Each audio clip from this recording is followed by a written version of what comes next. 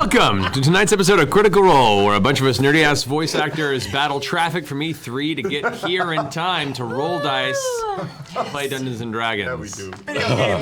It's all the video games. Thank you for being patient and waiting for us with a couple tech issues and just generally battling living in Los Angeles and having a car. Anyway, before we kick the night off real fast, I just want to take a moment to acknowledge, and I feel it's important to acknowledge there's been a lot of difficulty and a lot of terrible things happening in the world and our country in particular this past week or so, and us as Critical Role and as community around, I'm sure many of you agree, we just wanted to take a moment to express that we stand with the families of those that are currently dealing with this difficulty, who have lost those, and stand with the community that this was aimed at, and everybody who has come together as part of this. We are full support of this whole wonderful gathering of people in light of this darkness, and I think it's not just myself when I say that, you know, everything this community stands for is to perpetually spread love, community, positivity, acceptance, and everything in between.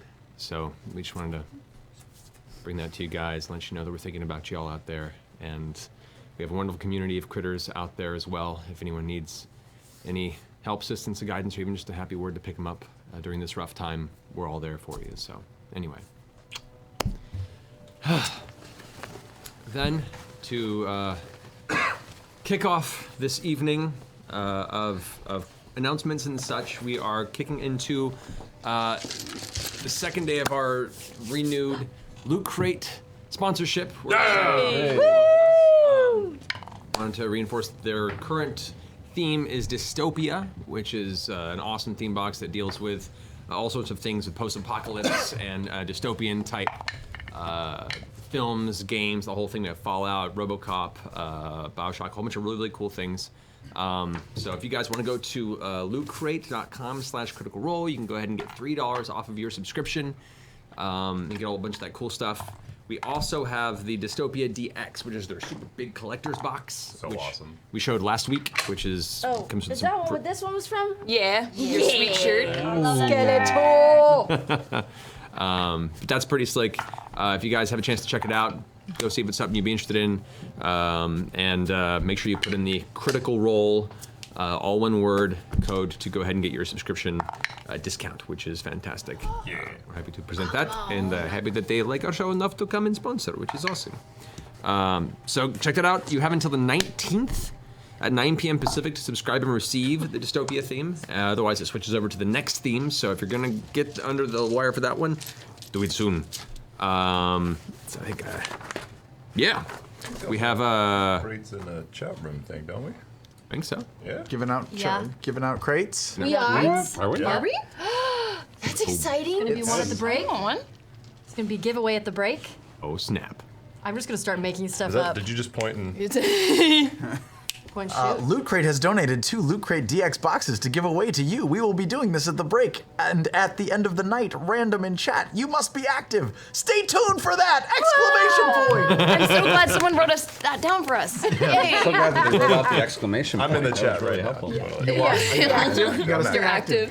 Stay active. The actor Travis in the game as a peer god. All right, so next couple things we want to mention to you guys real fast. We have started up today a Critical Role T-shirt contest that went up. We're doing this with VOX. The link should be in the chat room for you guys to check out. But we have currently until June 24th at midnight is the cutoff date. But if anyone wants to submit any designs, all the rules for the contest are there. When all those designs have been submitted, we ourselves, the Cast Critical Role, are going to pour through and pick our favorite. And Top 3. Or your favorite top 3. Yes. Three Top things. threes? And You will have designs in coming forward for official Critical Role shirt stuffs, which is nice. Critter. It's a critter shirt. Critter community t-shirt. Are they all gonna be like Bodie McBoatface or something? What's Bodie We will still let- we- Boatface was like an online, like, name our boat. Yeah, Oh, it was, but right, yeah, Bodie Bodie McBoatface. McBoatface. Yeah. Bodie McBoatface, if you can get into this, I'll be happy. Do your worst, show us your best. So wait, who did we send to Alaska? Who was that? Oh, that- was that Flo Rida? No, who was No, that? no. Oh, the Alaska, that was Redman, Bulldog. Bulldog. Bullman. Pitbull. I mess up his name intentionally all the Bullman. time. Bullman. I haven't done it on the internet before. It's related like He's my gonna be a wall. guest next to next nobody, week. right? You went ahead and did it. Yeah. The online polled for his next performance. The internet trolled him and made it to this far Like a Alaska Walmart in performance. Anchorage or something like Yeah, that. And he did it. And he did it, and I was so like, cool. respect Yeah. to you, man. Yeah. Well done. Respect. Like 50 people showed up and That's got like awesome. a private, You know, Concert. yeah. you know, I've done it. Redman I've done a concert. con in Anchorage. It's nice. I like it. Yeah, man. They That's very got chill. moose. No. They got moose. Talk about our next thing because I'm so excited about Yeah. it. What's the next thing? Do we get to show it or Yes. Yeah. Wait, okay, so this is Liam, Liam That's Taylor. Liam. Wait, hold on. Guys, so Detective. some of you might remember us talking about Joe Madureira and his Kickstarter game, Darksiders Night War, which he successfully kickstarted. We talked about it a bunch on Battle this War, show. Darksiders? Excuse me, Battle Chasers. Battle Chasers. Excuse me. You know, I was going to be here for a half hour and settle down and go over my talking points. Yeah, Battle Chasers. You're wearing Battle your shirt. Chasers. I'm wearing the damn shirt. Sorry. Hour and a half in LA traffic. Anyway, he successfully kickstarted. They're working on it. I just saw him at E3. I saw him a couple of days ago. If you don't know Joe's work, he is a comic book artist rock star. He has worked on X-Men. He's worked on Avenging Spider-Man, The Inhumans, Ultimates 3, and his own comic, Battle Chasers, which I fell in love with when I was a teenager. It is gorgeous artwork. He's only gotten better with time. Pitbull Chasers. Flo Rida and Joe collaborating together. Anyway, that game's coming out. You should check it out. This is it. But I bring that up because while Joe is a busy, busy guy, he somehow found the time, I'm so excited, to create an exclusive art piece for Critical Role. Bring it up. Okay.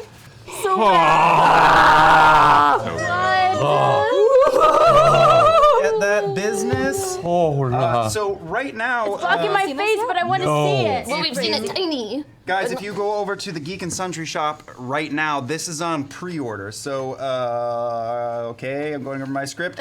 Signed versions of this will be available for pre-order for 2 weeks only. Yeah, limited 2-week run, y'all. 2 week so get it. pre-order, and then unsigned for 3 weeks. 3 weeks. So this is It's so it. badass. Now or never, and then it goes away for forever. Forever. gorgeous. Oh my! It's so gorgeous. It's like close up. So yeah, keep in mind when you order it on pre-order that then you have to wait for it to be fully pre-ordered before we can send it out. Yeah. I don't know if that was on camera or if because I'm above the poster. He's so It's all right. sexy. Vex is on You're the so sexy. paper, so. That's right. Hike in that 3-point landing. That was No. me talking. Okay. Oh. Oh no, don't do it. Goodbye, my love. Thank It's on the website, right? Thank you, Chad. And they are movie poster size. They are Yeah, that they're size. that full on. 24 by 36. 24 by There's a 36. place to click Gorgeous. on the page where you are right now watching. My this. eyes! Is the image online? on a post-it. I'm If you assuming it. scroll down, Scroll down to the bottom of the There'll page. be There's a a button button. for that thing. scroll down. There's a button. Thank Scroll you, down. Joe. Thank you. Thank you, It's Joe. Thank you, Thank Joe. you, Amazing. Joe. Thanks, That's Joe. so It's amazing. beautiful. It's getting Love it so much. framed and becoming a centerpiece of I our know, right? Battle Chasers Night War. You should check it out today. Alrighty. I played Signed it today. by, It's by the beautiful. way, signed by us, not by the artist. Yeah, by us. By us, yeah. I think yes. You But you just could find him, you know. Yes. Hunt him down if you wanted to. yeah, just Tellison, you are going to be somewhere this weekend, are you not? Oh God, I am. As soon as we're done here, I go home and pack and get on an airplane. I will be at Amazing Comic Con in Vegas all weekend. You bastard. Yeah. Sleep is never gonna happen ever. No. But you can What is that? you can meet me like sleep, slightly you go, deranged all weekend at Amazing Comic-Con with a bunch of other Street Fighter kids, and it's gonna be a great time. And be right next to the Library Bards, Bonnie Gordon. Yeah. Yes. Yeah, be hanging with them. Nice. Glorious. Good times. And if I recall, there was also a recent announcement of a cool Telltale game that went out this week. Oh man! Batman! Yep. Telltale series. This week they announced the Batman cast, and Laura's playing Catwoman Selena Kyle. Get in. Played District Attorney Harvey Dent. It's Yep, pretty gonna turn exciting. Gotham And we around. went at E3 today. We went and checked out the demo, and it's pretty It's freaking so good. I saw it yesterday and today because I just couldn't not watch it again. It's gonna be fun. Yeah. Alrighty. Anybody else have anything they want to talk about? Or shall we dive into the rest of tonight's story? Let's dive in. Alrighty. Let's go ahead and bring it down as we all prepare ourselves to begin and kick off tonight's episode of Critical Role.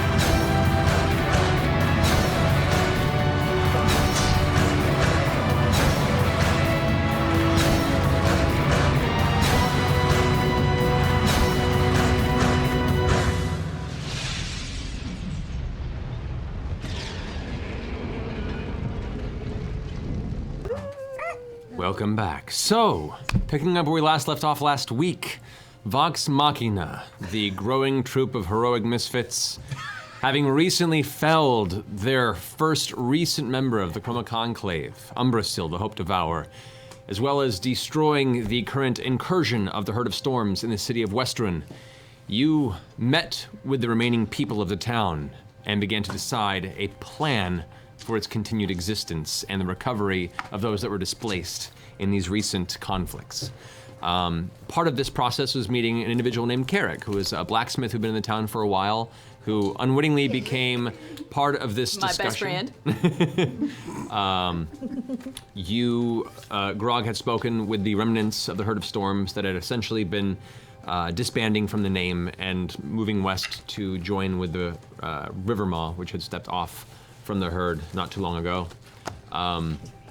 You guys had a Hot Springs episode in the mansion. Nani? Scanlan, the roots. you had made your way back to Kymel, in which you, along with the aid of a few of your friends, figured out a plan in which the people who had been displaced could eventually return to Westruun, and also found Kaylee and spoke with her. Had your somewhat tearful reunion there.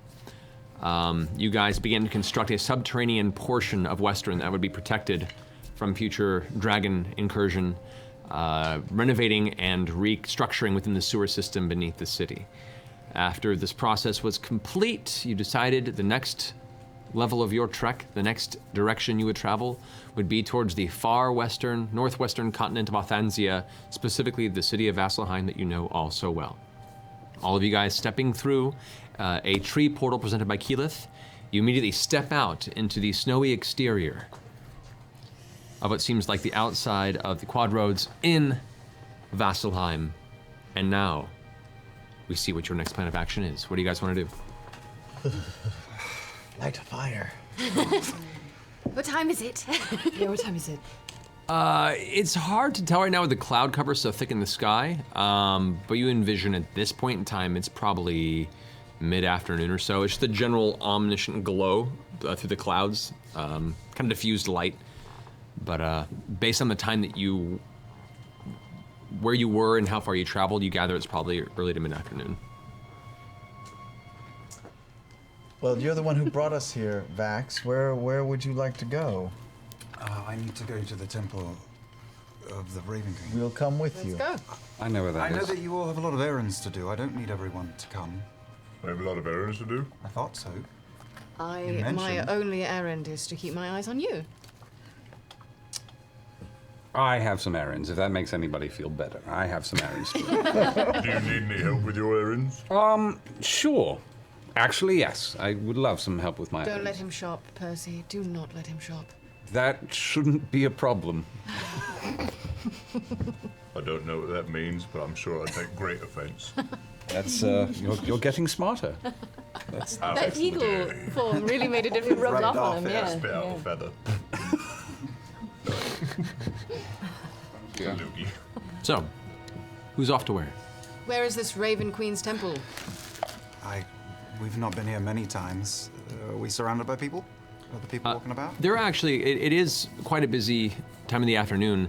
There is actually a bit of hustle and bustle. Looking around, just the quick glance at your vicinity in Vasselheim, you can see a lot of the bastions are out in force. Many of them are in the process of helping construct what looks like reinforced dragon-headed ballista. Some of the ones that you had seen towards the outside walls of the city, there are more being installed upon the inner walls, and the ones in the distance appear to be under some form of construction.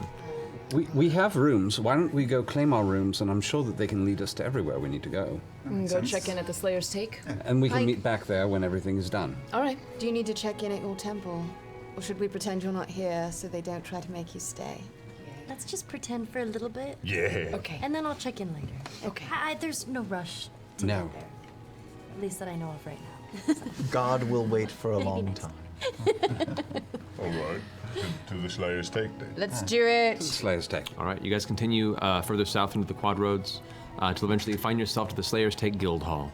The door is partially ajar already. It appears that somebody had left it open, but it is warm on the inside. You can see a fireplace hearth on the far back and to the right is already kind of filling the area with this subtle, musty smoke smell, and the crackling of wood in the distance is a very welcoming sensation from the cold exterior of the city streets. As you enter, you do not see anybody at the front desk at the moment, but you do see a few other random individuals of the guild that are taking at certain tables, and some are just eating, some are in the process of playing cards or passing the time.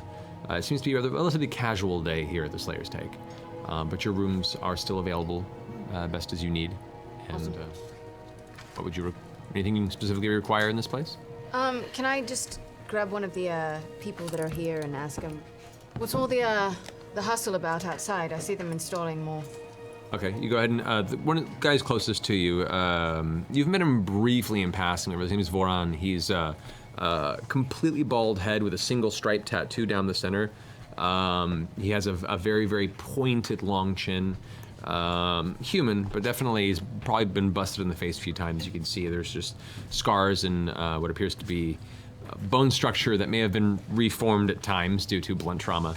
But he's just sitting there sharpening his weapons, just kind of doing good upon his own self, being prepared for anything. But as you come over and ask him the question, he looks up to you and goes, "Oh yeah, well, word's gone around the town recently that there's some wandering dragon horde tearing through Taldore, so they're just upping security around these places just in case." Smart. I hope so. Hope they make their way here. Sighted the dragons though over here. Not to my knowledge, but I'd love to get my hand on some of them scales, huh? Oh, What's your name? What's your name? All right. What? What? Oh, Aran? What? Loran? Loran, Loran. because that's what I remember. That's it. It's what? It took over 50 episodes for that to happen. We broke him. I was Sorry, what was the question? Well, when you don't take notes when I give you a character's name originally, come back around, then it's weird when you suddenly take damage and your character starts hemorrhaging. Oh no!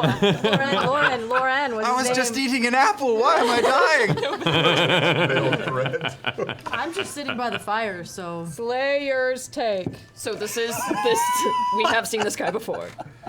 Some of you may have seen him passing. You haven't really had a conversation with him. He just exists within the guild. There's many members that you've come across in the Sure, past. that exists. Dragon.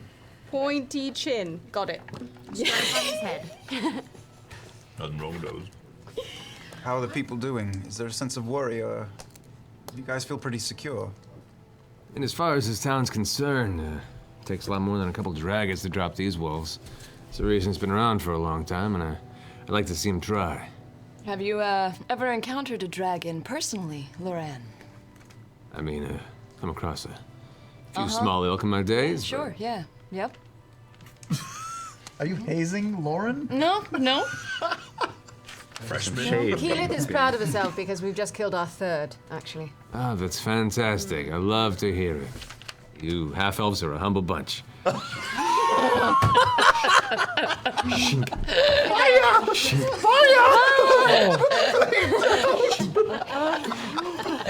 Yeah, Team Half Elf. Yeah. Such a good I don't want to ask Matt this, but the chick that runs the Slayer's Take, her name is Vanessa. Vanessa. Syndrian. And her husband, Merkin. amazing. Are Vanessa and Merkin around? Merton. Merton. Nope, Merkin is a different thing. Yeah, very different thing. I guess it depends on if he's shaped recently. Really? He looks to one of the back room or her main office. He goes, "You're welcome to go ahead and knock on the door if you're feeling frisky." Should we try to sell Vanessa some of our dragon bits? So, like a merchant. Well, Vanessa, they tend to be in the. You may have a buyer. Yeah. Yeah. I love Let's that go you asked see- me that question. I know, right? What was I thinking? Just keep a few of the scales on. We could sell the Of fireplace course. and part. But Grog, come with me. Oh, keep the bag. teeth. Keep enough teeth Well, for we'll us. just we'll talk about the cold bag for now and see if there's Okay. anything else they want to talk about. I have an idea for teeth. Can I go find Vanessa? So go and knock on the door. There's a brief pause. Knock again. Vanessa! The door Folks walking out here. swings Oh, hi. open and you have to like duck backwards. It slams onto the other side of the wall there, kind of knocking a few knickknacks that were nearby shelf over. And Vanessa swings out. What was calling? Ah, it has been some time. How nice of you to come and visit. May I be of service to you, or is Oh, this? well, we were wondering if we could be of service to you. We happen to have acquired a great many dragon bits, and we thought you might be in need of buying them for your sellers, buyers, your people. Fencing them. Fence, you know. I really thought you'd be better at this. There is no fencing. No fencing, no. We You're run a legitimate business. legal buyers. Good. I was hoping to hear this. Let me check my leisure. She turns around, goes back to her desk. Her tail kind of flicks behind her as she steps over to her table, leans over. Pulls one of the books. Starts thumbing through it. It's better to think for this. What color dragon? Black. Very Chromatic. ancient black dragon. Weathered. Yeah, you might have heard about him. Umbrasil. Keelan is super salty too. Yeah. Tone Gaining it down by confidence. 2 notches. Our druid. There is currently no contract for a black dragon. I do have one up for a bronze or perhaps a white, but White. Do we have any white bits left? Yeah. We didn't have white from back in the day. Yeah, What, do you want like so- scales or? specifically hide. If there is white Oh, didn't dragon we? hide. That We was have the 60 dragon we pounds. killed for you before because we didn't bring. No, it was before that one. Before that one. No, but we killed one with Zora. We killed a Yeah, white they dragon. killed the then as white well. dragon. That was We for a did- different contract. This is for a newer one that came by. We've killed 4 dragons. 4 fucking dragons. Go us. Yes, we have. You'll Yes. excuse us 4 while we dragons, reminisce, yeah. apparently. Yes, it is amazing, exciting. the things you've accomplished. I am blown away by the might of your capabilities. I do not require anything Black Dragon. However, if a contract comes in, I know who to call. Hold on to that, because that would save you a trip. All right. All right. We do have some white scales though left over, Yes, don't I we? think so. Yeah, we have like Oh, they 60 would- pounds of scales. Is hide or scales? There's scales, not hide, unfortunately. Well, I can definitely do a bit of business for you there. The hide would fetch more, but 60 pounds, you say? Yeah, 64 to be exact. Of white dragon scales. Of white dragon scales. Okay, I would be willing to continue at least part of this contract for this applicant for, let's say, 4,500 gold pieces. 5,000 gold pieces. I think is a fair price. This is not about bartering. This is what the contract says, my dear. This is beyond a situation of conversation. The paperwork is already signed. What if we gave you less dragon scales? Would you have said less money? That's typically how it works.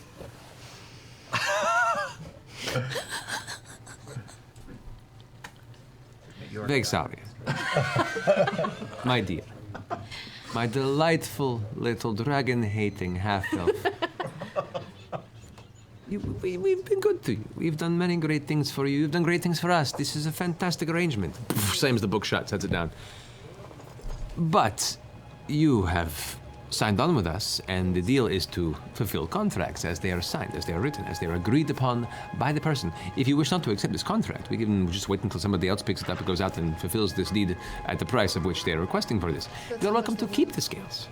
I think we'll keep them and we'll sell them to other vendors then. Haven't we had them for like years? Yeah. I have a thing I'm thinking See, about. then it's easy for you to get rid of then. If they've been a problem for you, sure this would Where are we be. gonna sell these? The Yeah, but world is okay, on fire. hang on. We The know world it's is on here. fire. We know it's here. There aren't that many white dragons walking around. Certainly not anymore. Certainly not anymore.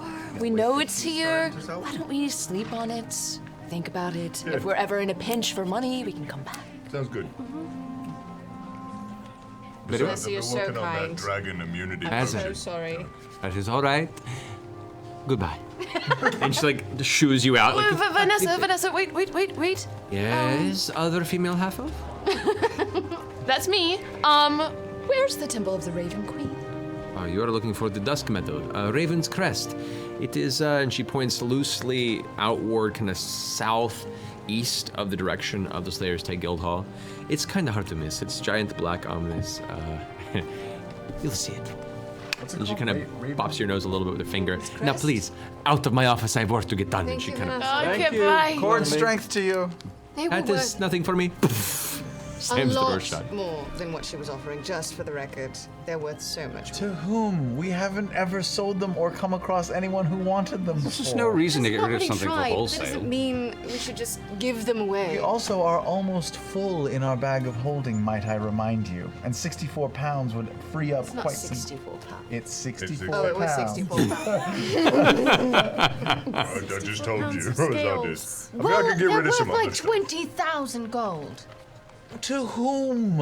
I don't care. We also have 15 cases of expensive ass bottles of wine. I'm just going to point out since We should just should drink drink those. we should drink those first of all. That is the only thing that makes sense. But and I feel, and I apologize if it seems like I say this a lot, but I do have a castle that we can drop things at, and we can leave them there, and then perhaps get back to them at a later To be date. fair, Percy, you do a lot to remind us to try and forget that you're titled. So you. To be fair, have we ever gone back for something before, ever, in our Yes. entire travels? We can't. What? We needn't stay here long. I don't think what I'm here for is going to take too long, I hope. We could go to Whitestone next. Yes, that All would right. be, and just drop everything off. All right. Create a little nest of what we need. All right. Let's go find your queen. There's some gross shit. You found the troll deck, What do you didn't have you? in there? There are 6 basilisk eggs. Oh, I bet those have gone really I reach in the bag of holding and think about one basilisk egg. Sure, they You smell pull like out a bar. basilisk egg. Did they just turn to About stone? roughly Smell like that a side. It's kind of like a dull grayish blue hint. Can I get the Sulfuric? It has a somewhat very, very vague sulfurous scent on the outside of the egg. Put it back in the bag. All right. Oh, we could make stink bombs with it. Yeah, we could. idea. I All like right. that. So what's next? We go see the Raven Queen. You go see the Raven Queen, and we wait outside. I didn't say anything. Uselessly. I didn't say anything. Is it in the direction of where I have to go? Where are you heading? I need to resupply everything. That's the opposite direction. Okay. You're heading to the Braving Grounds. They're heading to the Duskmeadow. Oh, I like the sound of that. I'll go with you. Yes, you will. I'll come with you as well. Yeah, 3. Who else? Any other takers while Vax gets a tattoo? Another tattoo? Well, I thought you were. Is that not what you were doing? That's what he's It doing. is, it Grog. is. I'm getting a tattoo. Yeah. Or is it Just say like Philip the Brave all across the small of my back. Philip? Philip Brave. Name, Yes. Philip. This is out. I don't know if this is going to be any help or anything, by the way, Vax. But just in case, I'm going to reach in and pull out the mask and hand it to you, to Vax. Just in case. Don't know. Thank you. Percy, Yes, do you still have that raven skull I gave you? I do. We'll talk about that. All right. But that, I found that in moments when I was feeling less than brave, that pretending to be somebody else on occasion, even afterwards, can be helpful. Is there anything left inside of this? Just some spit. That's And something that smells nice in the front that will helps cleanse the air. all right, Percival. I don't know why I'm feeling what would be the word, superstitious. Oh, I was going to say giving. She is ornery today. Sorry. Oh, I kind of like it. You know, Angry. enough chit chat. Let's get this shit done. All right. So you 3 are Safe. going to the Braving Grounds. You 4 are going to the Duskmeadow. Yar. Okay.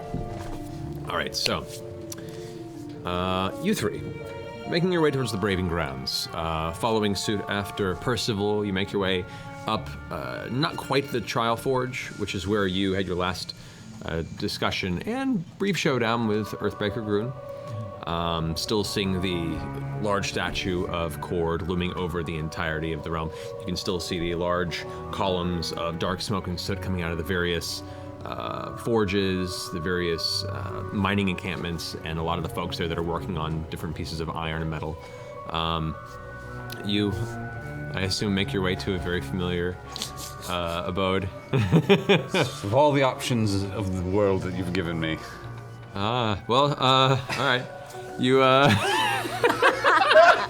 okay. This is really your fault as much as it's mine. You come up to the outside of a familiar hovel. Previously damaged, missing part of its roof. The roof is mostly repaired. You actually see 2 individuals are over the top of it, hammering pieces of wood into it. Not a very fine job, but definitely enough patchwork to keep the rain and snow from pouring in. The door is partially open as you approach. Oh. You might be blown up if you go in there. I know. Should we wait outside? Let's just all just be ginger. Hello? Victor, are you home? It's Percy. Silence. Want me to go in and investigate? Hold on. Hello, you up there? Hello? What? Where is the owner of this, domicile? I don't know, I haven't seen him. How long's he been gone for? Couple hours. Oh, he's not dead then. He's dead. Do you have any idea where he's been off to? I haven't seen him leave. Well, I'm gonna pop in and check really quickly. Just letting you know. Your funeral. I gingerly open the door. Can I check for traps? That boy. You may make an investigation check. We're standing right here. Oh yeah, that's not that bad. Investigation. I've never used that. 11. Oh, 12. 12, okay. You put the door open and kind of search the ground and the area before it and the actual frame of the door itself. No traps. All right. Glancing inside, though, you can see a little bit of light. Looks like there's a hooded lantern across the way, and just a little bit of light is flickering, and it's kind of going against the wall nearest to you, to your right, as you enter. The same familiar smell of fresh earth, kind of really, really, really dry dust, and a very familiar smell of explosive black powder material. Oh dear. Is Victor in there? No, I don't see anybody in here. Well, should we just purchase what you need via the honor system and leave some coin behind? He's not necessarily always a believer in coins. Sometimes he just wants some trade. Also, I need to talk to him about some personal issues. Poof. You see off to the side what you didn't initially notice as you entered, what appears to be a wooden kind of trap door in the far corner that. Oh, sweet gods, Apollo! And you notice that apparently something, a large sack of some heavy material has rolled off a nearby table and is now currently holding the door down. Okay, I'm Here, going my fault. I'm gonna go try and lift it. Okay. You lift it up, set it off to the side. What's going on? You trying to kill me? No, hello, Victor. I was just trying to give you money. You were stuck. You had gotten stuck down. What is down there? This is my mine I'm building. Your mine? His Mayan building. Can you not I can't understand simple English? Don't put things on top of the door. It makes it hard to get out. Something's happened to him. Are you all right? I'm okay. Are you sure? No, I've been knocked down here for hours. Grog Scanlon? Come on in. He's... Help me out! And he raises his hands up. You can see now where once was 2, now is none. You have to build him a hand. No. Can we not get here? Grog, can you lift him up? the poor... Oh, well, all right, yeah. I'll grab the stump and I'll pick him straight up in the air. I'll shake him a little bit. I need him mostly intact. Oh, so like on the ground? Treat him slightly better than you would treat a member of your own Don't family. shake me too hard. More than slightly better. Much better. Oh, don't shake him too hard. Oh. I'm not there. Gas. Sure. I'll put him gently back. Thank you. And he pats you on the head with his nub. Goes over, and so you can see it's kind of bandaged. He goes over and then pulls the ladder up that he didn't use. Closes the ladder. Okay. So, what do you want? Well, I was hoping to buy a little bit more black powder from you, if possible, and I was curious if you had anything else for sale, and I wanted to ask you a couple questions, just about other customers again, just, It's a lot. I know. Yes, I have powder. You do? I can sell you more powder. Question 1. Yes, how much? One question? First question. First question? Has a one-armed lady, a one-handed lady, a doctor come by to purchase? Not a lady. I am an honorable man. Don't insult I know. him. I would never insult your honor or preferences of any kind. But Are you saying I'm pretty? Victor, I think you know how I feel about that. But you're a very attractive man, and I'm cheating on me. I know it. I'm taken. He's taken. are you dating right now? No, I'm just taken. Okay. I can't. I'm sorry. Good. How much? Well, I was originally going to offer some gold if you like, but if you like, I could make you a tool that you could use with your current predicament, some sort of simple clawing mechanism for grasping, lifting, not getting caught. in your mine? Maybe trade, maybe claw. I love trade. Trade is brilliant. Build and bring, and we trade. I would ask one other thing if I'm to do this for you. One other so thing. many questions. Does he have questions too? Does he have questions too? I do have a question. Do you have a question? Yes, I I do. don't. None. I like him. What's your question? I'm just looking for a hat shop. Is there a hat shop around here? And he's just pulling around for a bunch of pile of oiled rags and shit. He pulls up looks like a small burlap sack that's torn somewhere at the opening. Oh, God. Oh. All right. Thank you. Thank you. My pleasure. Happy to help. Okay. That was everything I could have hoped for. And Don't more. get near the fire. Really don't. Thank you. Has Dr. Ripley, has a woman come by to buy black powder? One hand, one mechanical hand, one normal hand, mechanical hand. The one you're saying you can make? I'm going to make you something, a nice, useful claw piece, yes. So you're saying that this woman made a better hand than you can make? No, I can make a better hand. Then make me a better hand! Why would you give me a lesser hand? You're going to need to give me quite a bit of black powder for that. And more questions. Really? Had a bad day. Is that recent? That doesn't look that recent. So much. Oh, that's recent. That's unwrapping wet. the That's wound. very It's wet. pretty recent. Okay. I can work with that. I'm going to go construct you something that will be perfect for your needs. I have a great idea. I will need another hogshead and a half of black powder and a little information about another customer, and then I will leave you to your work. Is that fair? Fair!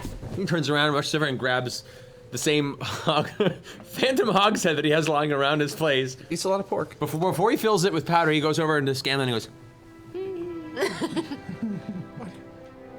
Too big. fills it with black powder, carefully brings it over, kind of like holding it under his arm. Thank you. I will put this in something reasonable. I'll be back in just a little bit with, Actually, do you have a glove that you used to wear or anything like that? Do you have something?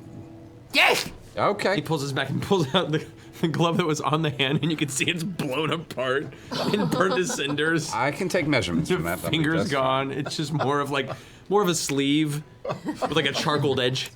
I'm going to be busy. Can you cast the? No, but Keyleth can, and I think that would save you a lot of time. I'm not here. No. She's not here. No, but we can go get her and come back.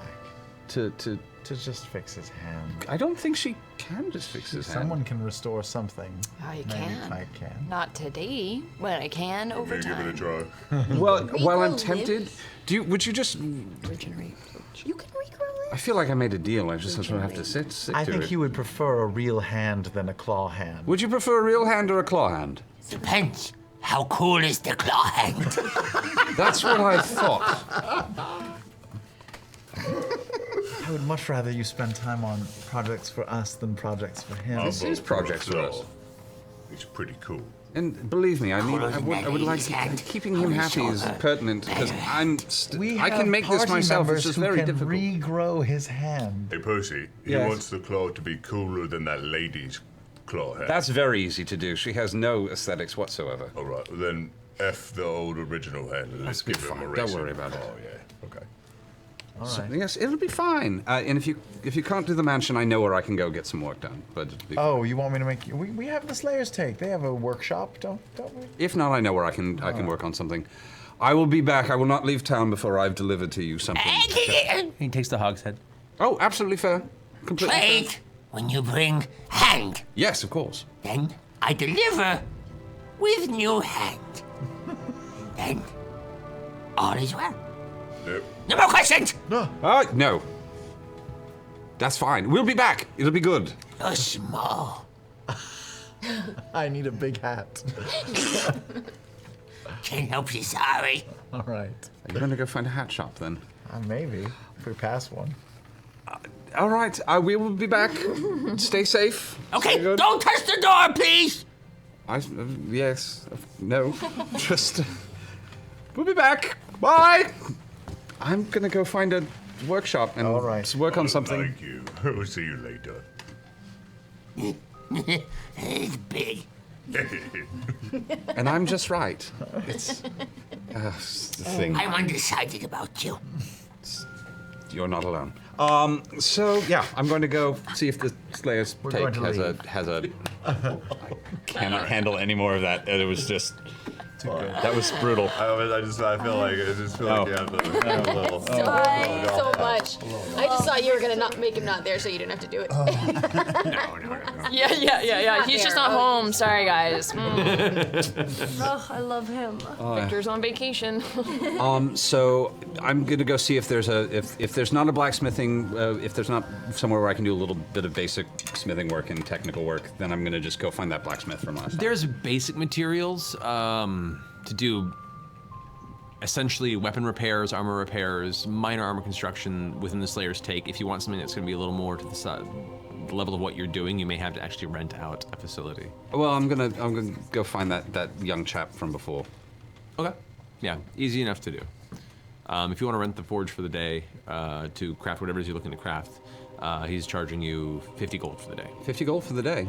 Can I use all of his tools and and just my own material? Yeah, we have to supply our material, but yeah, he'll let you rent. I'm gonna run find Vax, get my stuff, and go to work.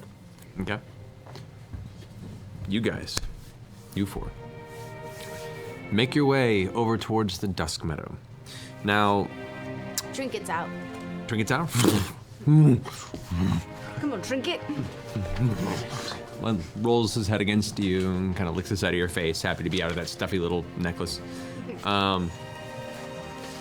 So you make your way towards the Duskmeadow, which you've seen before. It's a very comparatively kind of glum-looking area of the town, hence the name that accompanies it. But this is the area of the city that contains the Raven's Crest, the Amaranthine Oubliette.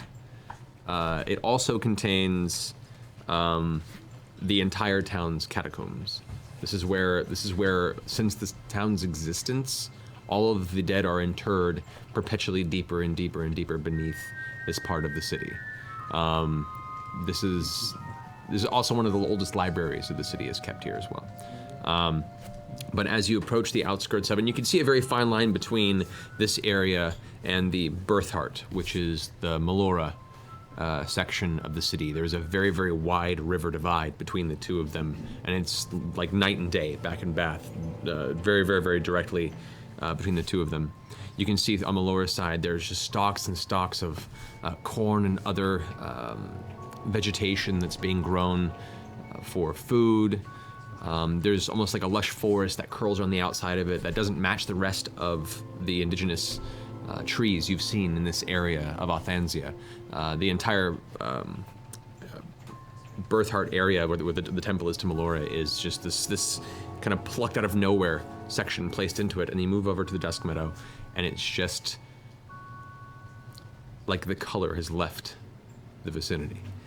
And there you see in the center of this part of the town this large, looming, ominous obsidian and gold structure. It's like a giant black stone eyrie. It has no intricacies from this distance you could see. It's almost like a giant square building that is just a void of light with little glimmers of gold when the light catches it at moments. It's hard to miss and definitely stands as a centerpiece to this section of Vasselheim. The whole walk over, I've been talking a lot, mostly to Trinket. Just, scratching behind the ears, saying, "Buddy, you've been trapped in there a while. It's good to see you out."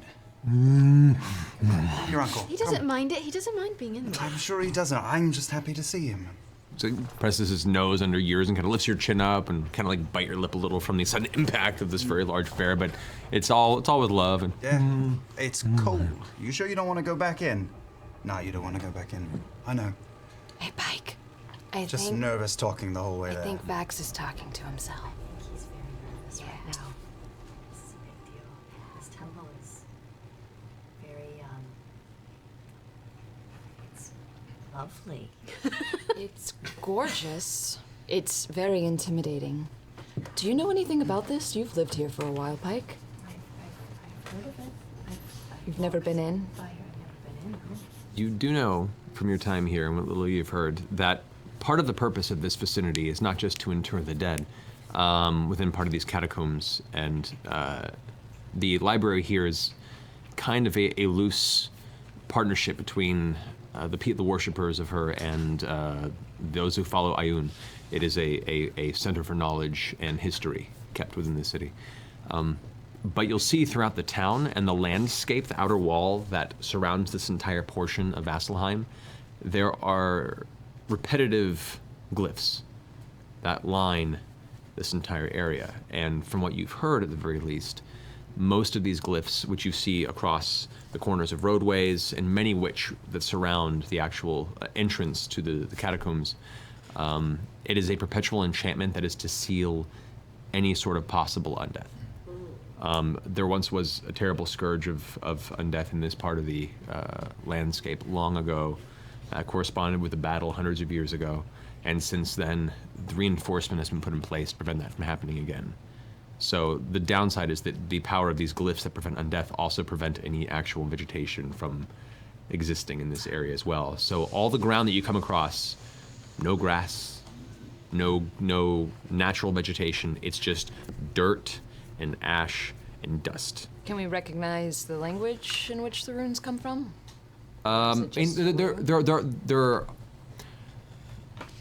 The magic itself is divine in nature, but it's based in the same very, very base draconic glyphs that a lot of arcane magic is based on. It's old magic. It's old. But yeah, it's based in some sort of divine ritual. What did you say the name was of the Raven Queen's temple again? The temple itself is referred to as Raven's Crest. Raven's Crest? Raven's Crest, yes. How are you feeling, Vex? I'm all right. I'm just gonna talk to my sister for a minute.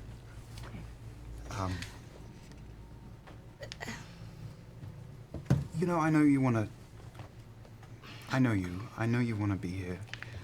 I know you don't want me to come. I really don't. I know. And I won't. If you're sure.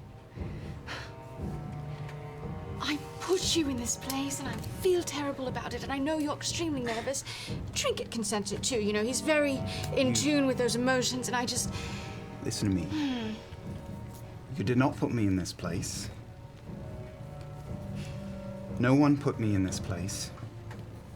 And everything's gonna be fine. Everything will be fine. And I tug her sleeves and make them a little more orderly, and I move a bit of hair out of her face, and I do a button that's not done. Everything's gonna be fine. Unbuttoned, actually. That's all right. Just wait here. I'll be out in a bit, all right? Yes. Everything's fine. I know. Everything's fine. Yeah. You don't need to be nervous either. I'm not. I will be here, waiting for you when you come out. No. I'll see. I love you. You know I'm I proud love of you. You know, she's just gonna love you so much. And who knows, you might have a new girlfriend when you come out.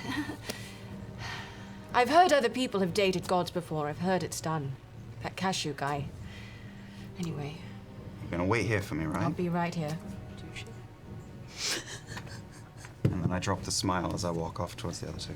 Okay. Which, as you turn and look, when you originally approached the stairs that lead up to the entrance of this large structure, it's just empty. Doors closed. There was no guard post on the outside. It was just these two looming, almost like dark glass type doors, about 12 feet tall and about 8 feet wide on each side. They're just locked shut. As soon as you turn to walk towards them, the doors open and you see a figure standing there at the door, just looking directly at you, or at least you assume looking right at you. It's hard to see. This individual, somewhat lithe in physicality, is wearing long, dark robes, and their face is shrouded in opaque black cloth, like a death shroud that just blocks the entire face. You can see the hint of like a jawline, a nose. It looks to be a person of some background in there, but they're just standing there watching you. And as soon as you react to their appearance, the hand just beckons quietly. You expecting me? All right. I've brought a couple friends. Is that permissible here? They'll keep quiet. I turn to Vex. Keep him safe. I swear to you, we're all coming out of here alive. I know. But if like an hour passes and we don't, maybe come in. But we're all coming out of here alive, so don't worry about it. It's fine. And I squeeze her hand. I'll make sure he gets out okay. I promise. All right. Okay. Please be safe. It'll be fine. I'll be just be fine. right here. Yes. Waiting here with Trinket. Okay. Just calmly leaning against a wall. No big deal. Okay. We've faced way more terrifying things than a few, albeit creepy, men in robes. I don't even think she's that bad. She's not gonna be bad. Guys, Just go. Okay, We're fine. We're fine. All right. As you step up to the stairs, the figure leads you all inside. And as you step into the main center of this initial walkway chamber, the figure doesn't enter with you, it just closes the door behind you. You can feel the just hint of vibration of impact as the doors close shut. It's dark.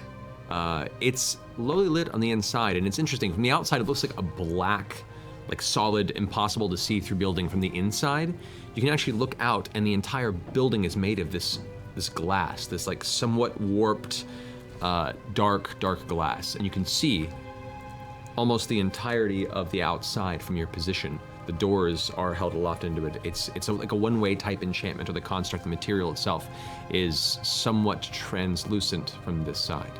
Like an interrogation room, like one-way mirror type of thing? Kind of, or like a very, very dark pair of sunglasses, but like made of naturally formed rock almost. noticing that, I turn and just sort of look at my sister for 5 or 10 more seconds. She doesn't see you, and she just stands there quietly, looking around, inspecting the vicinity. Pets drink it a little. Let's do this. Do I feel anything being in here? You just feel a natural tremble stepping into a place of powerful divine influence that is not the warm comfort of Sarenrae, which has protected you before. Now, you understand the way many deities work in these lands, and your place in it, and Sarenrae's place in it, and you know enough about the Raven Queen to know that this is not an unwelcome place, per se. Go ahead and roll a religion check.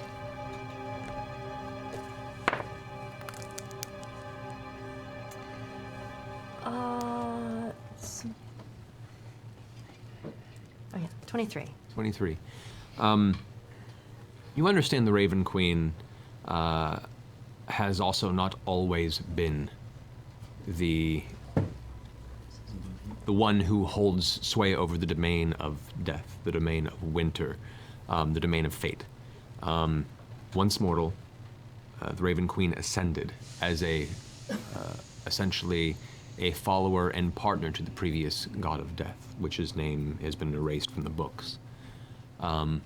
This mortal ascended many, many, many years ago, pre-Second Spark, and has since taken what was once a tyrannical position of death and afterlife of souls, and took it instead as the natural transition that it is. However, due to a lack of respect, or at least a lack of, for lack of a better term, belief or trust from the other gods, she only gained dominion over the actual moment in transition, not of the actual souls of the afterlife. That influence was given to others. But the Raven Queen represents one of the most feared elements of life, which is the end of it. But you also know that that is a natural thing. Your personal belief is up to you. The sense you get here is that being an individual that worships life, that worships redemption, that worships second chances, you can't help but swallow a little hard the idea of a god that's purpose is to make sure that if you're destined to have one chance, it stays one chance. Okay. As you begin to walk down this hall, ever so slow as it is, each footfall deafening in the clack. The hallway leads on for another 100 feet or so before the glass, somewhat translucent material shifts into the next chamber, into an almost deep gray and ivory ice-like interior. The dark, coal-black exterior you've seen now transitions into what feels like a very finely carved piece of architecture from ice and bone. Do I get the sense as a druid, as an Ashari, that we've switched into another plane? Go ahead and roll a just roll an Arcana check. Just this isn't as much a nature-based thing, yeah. Oh, I rolled a 19. 21. Oh dear. Oh boy. Oh goodness gracious. From your understanding of transitional magic between planes, there's been no actual shift between planes. It's just the material itself is different upon the interior of this building. As soon as you enter this place, you do see another figure walking towards you. Similar long, dark robes. However, the veil has been pulled back, and you see before you what looks to be an older elven woman with very, very bright silver hair that just kind of falls long past her shoulders, down her back about mid-waist, or down to the bottom of her waist. With a smile, you can see as she walks towards you a very welcoming grin. As she approaches, she pays very little mind to you three, but directly to you says, "You walk with her sight on you. You are ever welcome here." I've come to understand my place in her sight. And I think perhaps you are here for communion. Come, our most sacred chamber. The communion pool awaits. Only you may have entry, unfortunately. Right. I plant a kiss on the cheek of each of the women. Do you need anything before you go in? Any enhancement of any kind? Just cross your fingers for me, okay? Okay. I just kind of squeeze his hand. Yeah, same. Be careful. We're right out here on the other side of this door. If anything terrible happens, you have the earpiece. No one will stop Pike and I from getting through there if something terrible goes wrong. Yeah, well, Rules be damned.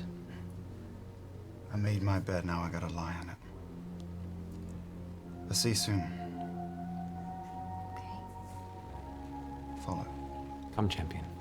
The Lady of Fates awaits.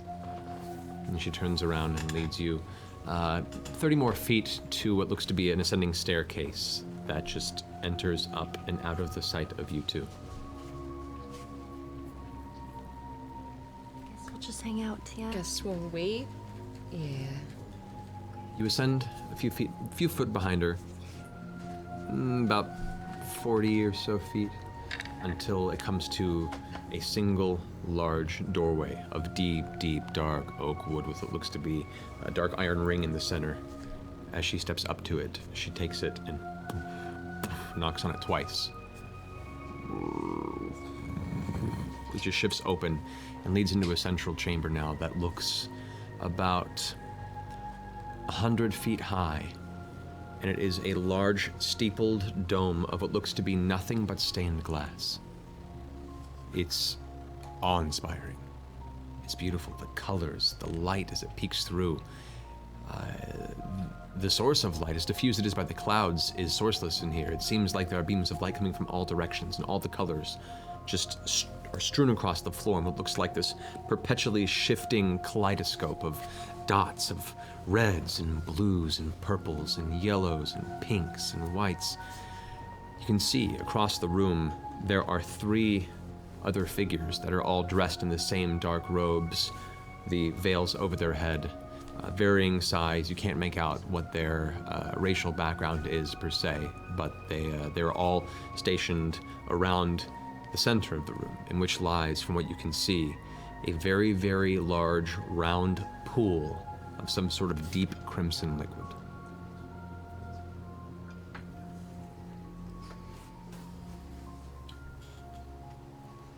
I have come to pay a debt, and I do so gladly and without question. What would you have of me? You came to speak with the lady. Well, the way is before you. She gestures to the pool.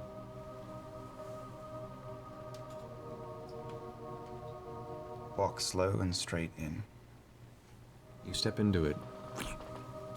Comes up to your ankles, to your knees.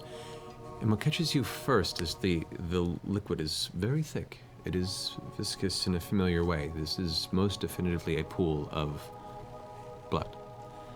And it is cold. It is ice cold. As you step in, you can feel as it begins to seep into your boots and begins to find its way into the crevices of your outfit. As you get down to your waist, it's just chilling and you can't help but stand up straight as you step further in, not sure quite how deep it gets. And it gets deeper and deeper, up past your chest, up past your shoulders, and you're not even halfway into the center of this pool before it's going past your nose. Keep going. You take your last breath, hold it, and submerge yourself in the pool. Darkness around you, the cold sensation. Nothing. Nothing. Nothing. Open my mouth and inhale. As you do, you feel the blood fill your lungs, and you immediately, your lungs begin to seize with the lack of oxygen. You instinctually begin to try and reach up for the water and pool, but you can't rise. You can't get up. And at that point, the cold, piercing pain of the liquid in your lungs becomes warm. All the liquid around you becomes warm. And in the darkness, where you cannot see, you calm as suddenly your breathing is no longer difficult. It's natural. It's like air. And it's reminiscent of being in the womb, of the moment of birth that you've forgotten so long ago, that you're just surrounded in darkness and comfort. And piercing the center of this darkness before you, you see a very faint bead of white light just begin to spark and grow and grow. And as that light widens out, it becomes a face. A porcelain face, a nose, lips, a chin, empty dark sockets, long dark hair that goes to crimson and surrounds you. You see a small hand reach up behind and lift you from your legs. And from what you thought was only a few feet of liquid, you look around you and it is an endless space, a space you've been before, a space that you once visited in your sleep, in your dreams. You look down below and you can see the infinite skein of threads that you were once given inspection to. As you look down, you see the very palm of the Raven Queen holding you aloft in this space as the mask pulls in close to you with a smile. The lips don't move, but you hear a voice from all directions in your head. A comforting voice, a welcoming voice. My champion, Vasselheim, you've come to me at last. This was always supposed to happen, wasn't it? There is destiny. But you still guide your path where it must go. Especially you, fate-touched. You're one of the few that bends the threads near and around you. That's why you're so interesting to me.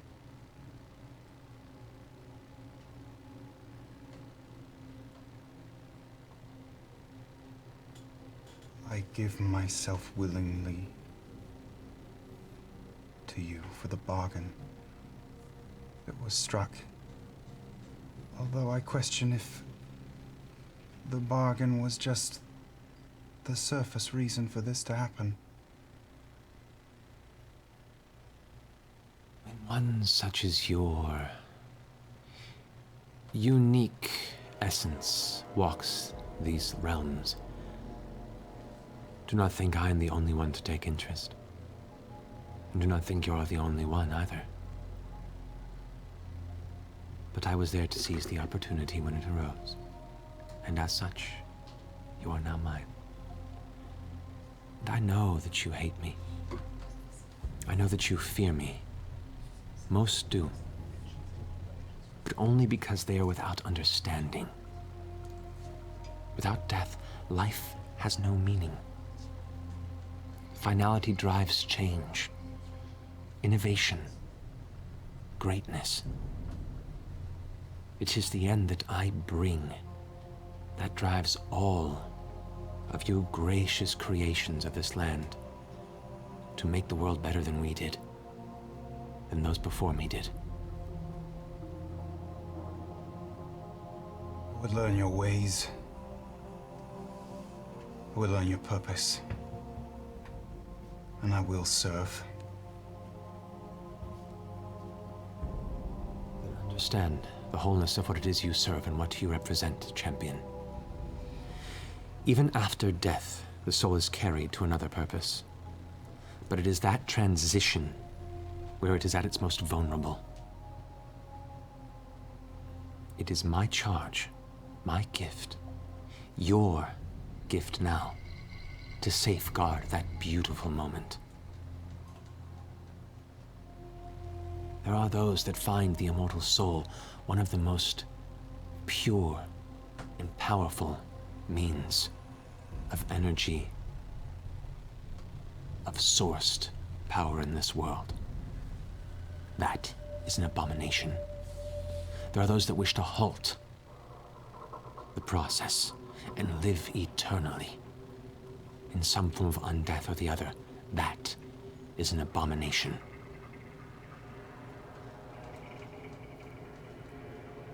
There is also a difference between bending your thread around destiny, fate touched, and perverting the thread entirely, for death is sacred. But not all deaths are destined in that moment. Some destinies require one to endure beyond the moment, to meet that moment many times before the final death is to come.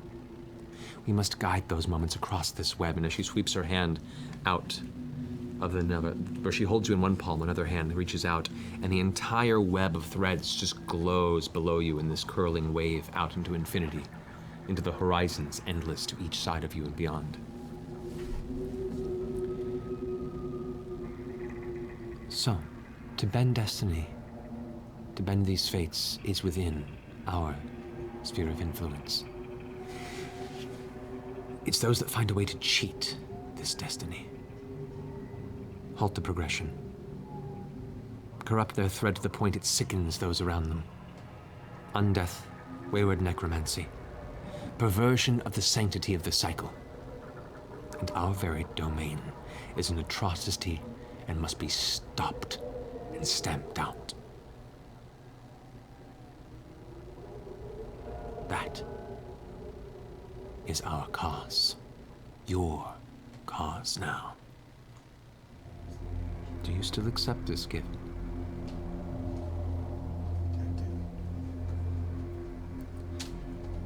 You, Vasselheim. I've had my eye on you for some time. And the smile curls into this much wider smile, to a point of being somewhat perturbing. Your dual nature, rushing prematurely towards your end, wantonly throwing your life before the flames, only to pull away in those last moments. Instinct. You test your path constantly, without knowing. You've been preparing for this mantle your entire life. My beautiful champion. The smile subsides. The face goes stone. Lack of expression. Blank. The hand pulls back, and you now can see the full immensity of her size. Her body infinitely long, looking down before it disappears into darkness. And as you look up, suddenly the mask is there before you, but normal. Human-sized. You're no longer in her hand. You're standing on a floor. A floor of the same white, ice, bone-type substance the interior of Raven's Crest seemed to be built from. And for a brief moment, you see before you the woman before the god. The ascended mortal, no larger than you. From the hair that topples down the sides, a hand reaches up and grabs the mask and pulls it away. Beneath the mask, you see a very beautiful, very sad-looking woman. Her eyes are cold and red in the iris. Her skin flawless and smooth, white, pale, sunless. Her brows thin and furrowed. She steps forward and touches the side of your face.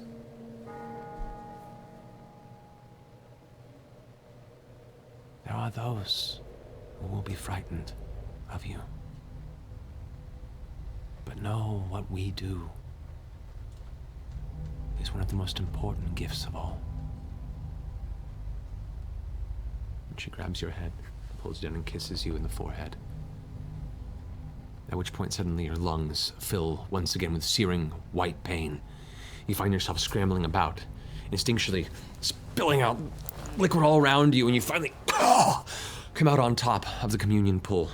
Your eyes open and you can see just red crimson pouring in your vision. You rub it out and you're in the chamber alone. Eyes wide, swimming around. You can see the figures on the side come to the edges. They all bow. The figure that led you in stands at the mouth of this pool where you entered. She's smiling. She has her hand extended. She lifts you out of the pool. One of the other figures runs up and takes one of the dark robes that they have and pulls it off around them, revealing just a simple dark blue and black outfit beneath. Still wearing the veil, but wraps the dark robe around you as the liquid is now back to its freezing cold sensation. Your teeth are chattering. And they lead you back to the door you entered, down the stairs, and into the central chamber where both Keyleth and Pike await. You guys turn and see, descending the stairs, being flanked essentially by two of the members of the Raven's Crest, both the shoulders with a dark robe wrapped around a very cold and somewhat freaked out looking Vasselheim, who has smeared red across his face. His hair is thick with viscous crimson liquid. Run over. I stand at the bottom of the stairs and I watch. I got answers in there, but they led to more questions. What am I to do with those questions? The woman who led you in there smiles and says, "That is the nature of death. We can't have all the answers, my friend. It's the pursuit of those answers that drives us. Do you trust her?" I do. Perhaps you'll find those answers one day.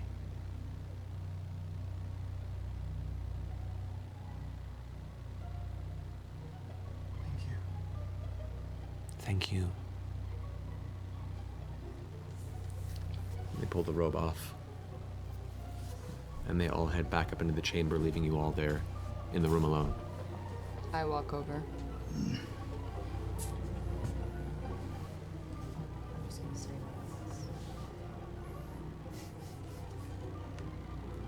Shell-shocked.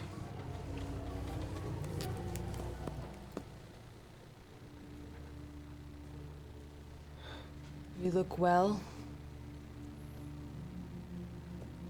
It's gonna be good. What did she say to you?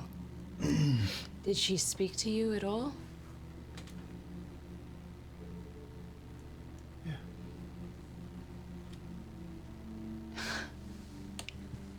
you speak Yes? to her?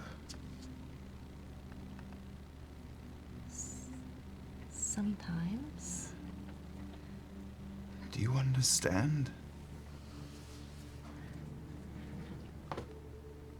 I don't think any of us can fully understand. I think if we did, then we would be gods.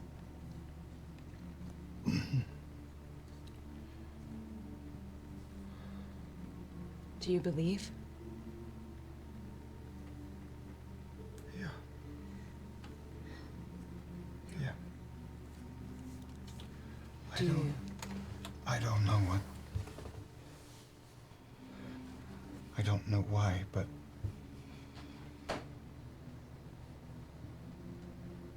this was fate. Is that what she told you? That this was fate? No. You just... know it here.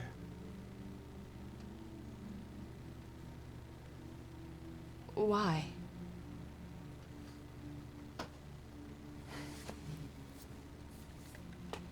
Everything has led to it. You and I wouldn't be standing here if my sister hadn't stolen a broom. Where's the sense in that? What else is it?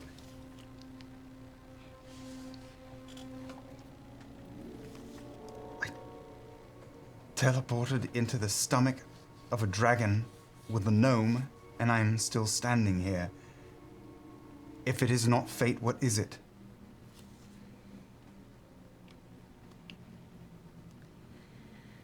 I don't know. As someone who is constantly questioning mine, I don't think I'm the right person to ask. But I do know one thing. And I grab his hands. You were amazing and talented and special way before she found you. If anything, we can call her a god. We can also call her a great opportunist. She didn't give you anything special.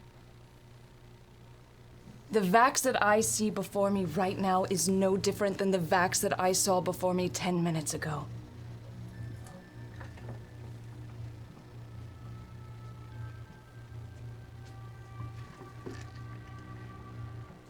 I'm not saying that what you experienced wasn't real and true. I believe you wholeheartedly.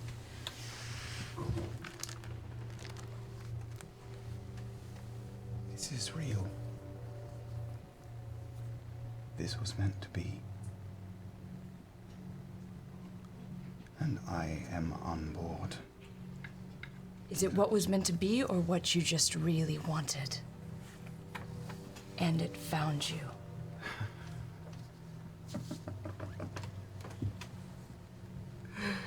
It is not what I wanted.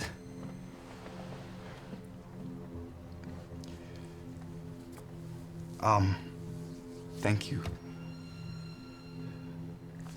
Thank you. I need to see my sister. And I head off towards the exit. You guys make your way to the outside of Raven's Crest. The doors open once again. The figure that let you in is waiting for you, opens the doors. You see the doors open. I jump up immediately. I've bitten off all my fingernails.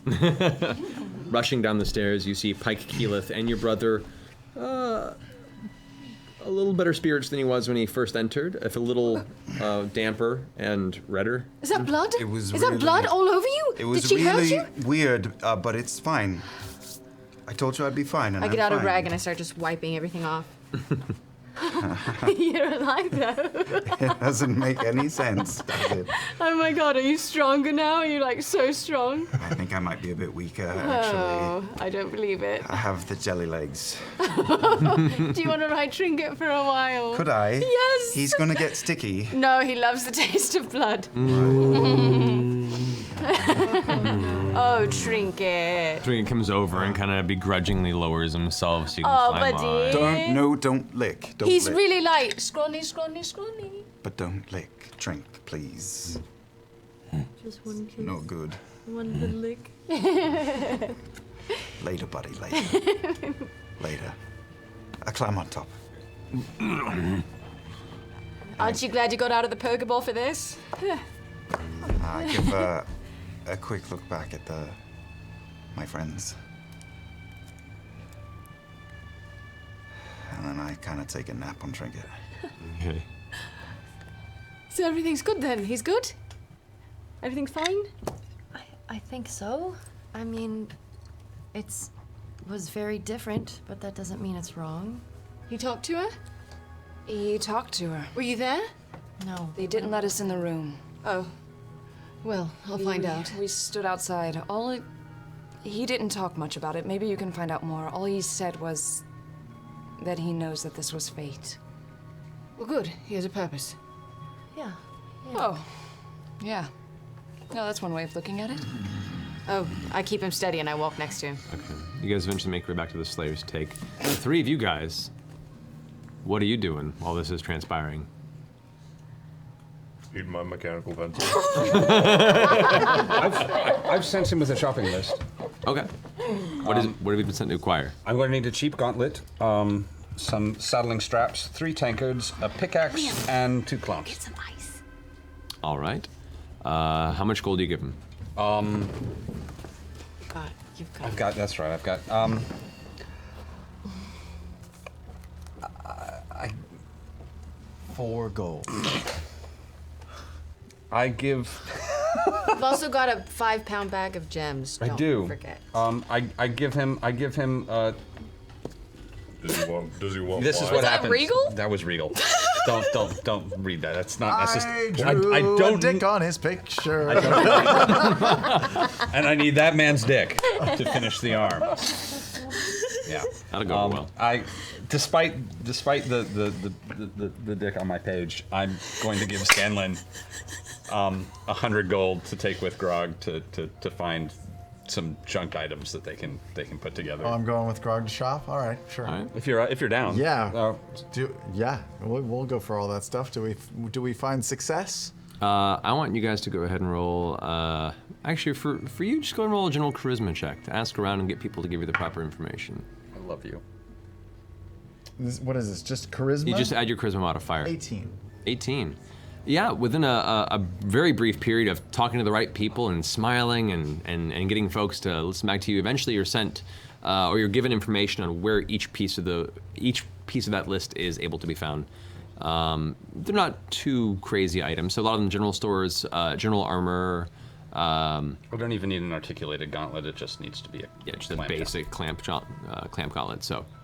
We also find a hat store.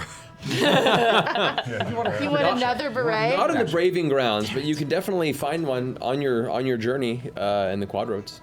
If I can take an extra side journey and find a hat shop, that would certainly. Do you go with him? Fuck yeah.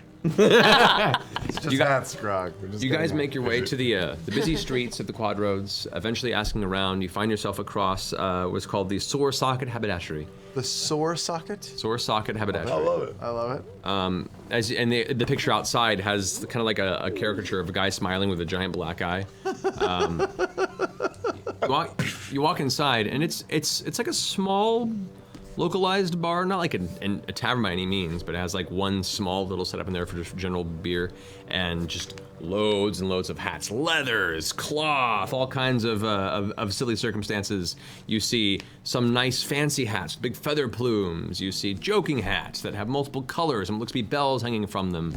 As you step into the room, you see two other just random individuals that are looking around shopping, and in the far end you see coming through a big thing of curtains what looks to be a rather rotund woman in her late 40s or so, big curls in her dark brown hair, and maybe a little too much makeup on her face. Goes, darlings, what are you looking for? What can I get you? Are you looking for hats? Oh, man. I assume you're looking for hats. Wow, yeah, we've come to the right place. Oh, Joe's missing out on this one. Hi, ma'am. My name's Scanlan. This is Grog. We're just, I needed one hat, but you have such a fantastic selection. Maybe we'll pick up a few. How much money do I have left over from his hundo? After all those materials, I'd say probably asking around in your high charisma, you probably have about 60. Bro, we got money. Let's get some hats. My name is Deidre, dear. So nice to meet you. You're so adorable. We've heard so much about the store. Really? Yes, far and wide. Oh, I can guarantee you it's all true.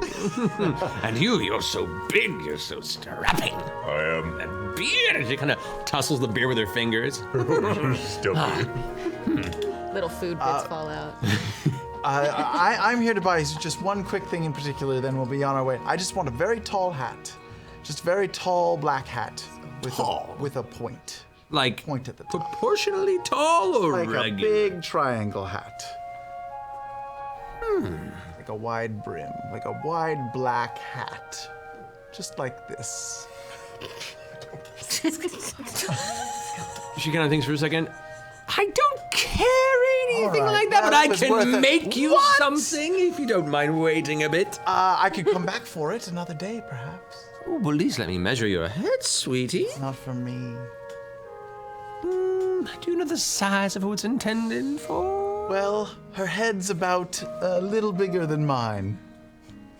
I'll make it adjustable. All right, great. All right. You have to pay half in advance, a custom order. Sure, how much? That'll be 10 gold now, and an additional 10 upon retrieval. More than worth it. I'll take it. All right.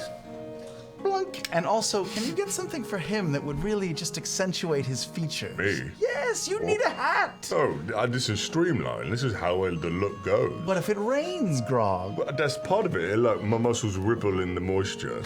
Nothing to block the muscles, no, not at all. But I have to say, with that fine, smooth head, it does need a little decoration, if you don't mind me saying. Think so? You! Something in a yarmulke, perhaps? I was thinking. Yarmulke? And she whips out this fancy engraved leather cap with the two straps on the side and just shoof right over your head. It kind of folds everything in. The straps just go very long and dangle there. She takes it and snaps them underneath to where these two little danglies are now dangling from under the chin. Yes. And it just has these really intricate kind of flower patterns pushed into the leather all around. I mean, I love it, Grog. I think you look great. We don't have a mirror in here. I think it speaks of the season. Is it over my ears? Is it like one of those old school leather helmets? It looks almost like the old football helmets. Old football? Yeah. Okay, cool. I mean, I don't know. Does it do anything like? It looks masculine. You wouldn't believe. Here, let me show you. And she brings up a small mirror. Oh! Actually, no. Will fear you walking down the road, please. my Maybe more like think more like war, death, battlefield. Like more aggressive. This is a bit more like sheep herder. Here you Well, go. all right. Death, battle, Maybe something with aggressive. spikes? Spikes. Let me see what I can do. And she runs off down the way, gets into a back room. You start hearing things kind of ding. Something falls over. Ah, shit! Eventually, she comes out. This is less of a hat and more of a half helmet, but maybe it'll do. And she pulls forth what looks like this very wide metal brim, almost in a Swiss shape to a point to the front. Yeah, it looks kind of like a conquistador's helmet, but it's only the front, so it's almost like a rhinoceros horn that sticks up at the front point. Oh my god. The rest of it just buckles to the back of the head, so it's just a giant metallic groove to the I'll front. take it. I don't even care if it fits. Oh, that's what I like to hear. How much is it? This will be 50 gold. Is the point very sharp? Try it yourself. And I'll reach up and I'll hit it with my finger. It's all right. It can be sharpened. It's more for decor. It's not meant to like slice somebody in half. It could be sharpened. For Well, I mean, what are you intending to do with this hat? Nothing, just look sharp. I can do that for you, my big muscly man. That is the very ceiling of intelligence. Yeah. Oh, I see can't that believe you were able to sweet think of gem that. I just dropped there. I did. That was a good line. I've got a notebook somewhere. They're going to be cleaning that off the floor for So years. after about 5 minutes or so, she grinds down with what material she has to a little more. It does mess with some of the polish on the side, on the very tip of the metal, but it does come to a more solid point. She's like, be careful with that. So is it like one piece, or is it like strap in the back, or is it just goes funk? It goes on and then straps tight in the back to fit your head. Beautiful. It's basically like a unicorn. Kind of. Rhino. It's like a big old rhino horn that curls upward to a point there. And Wow. It looks a little ridiculous. I'm so excited for the art. What do you think? Hold on. What do you think? Wow. I mean, your silhouette is magnificent. Is this your variant fighting Am I- costume? Am I fearsome? You are. You are. We should go to a silhouette artist after this and get something drawn. They have those. They do. They My cut it lady, out. you are a master of your trade. Well, so they tell me. Our mom only gave us 60 gold to spend. Could you give us both hats for 60? We're brothers. There's something went wrong with him in birth. Make a deception check with disadvantage. With disadvantage? Yes. Doesn't matter. Well, would a 1 be bad?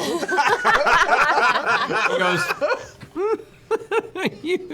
you silly, tiny man. No, seriously, we have a price agreed upon. Pay it. Yeah, no, I got it. I got 50 gold of my own. All right. 20 from me, 50 from him. Ooh, all up front. All right, it'll be ready for you shortly. Takes the coin. Thank you for the patronage. Return here in about an hour, and the hat shall be prepared for you, sir. Thank you, Deidre. What's your name? My name's Scanlan Shorthalt. Scanlan Shorthalt. All right, come soon. See you soon. Can I hit my head on the doorway on the way out? You have to kind of pull it out, yeah. You leave a nice big groove. It is nice, right? Yeah. Okay, good. All right. Eventually, you all gather again back at the Hall of the Slayer's Take.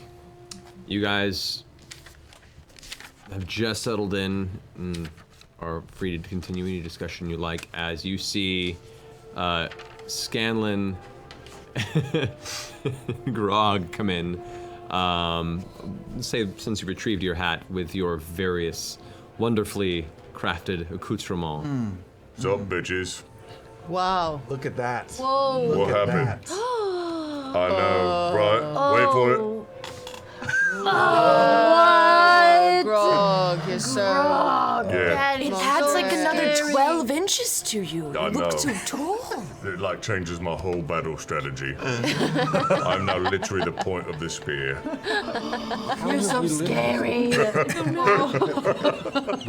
I'm a sea monster. I'm like the most wicked narwhal of all time. Give me a pool. Can I try that? You want to? I'll put it up Pike's head. Whoa, it's so heavy. Is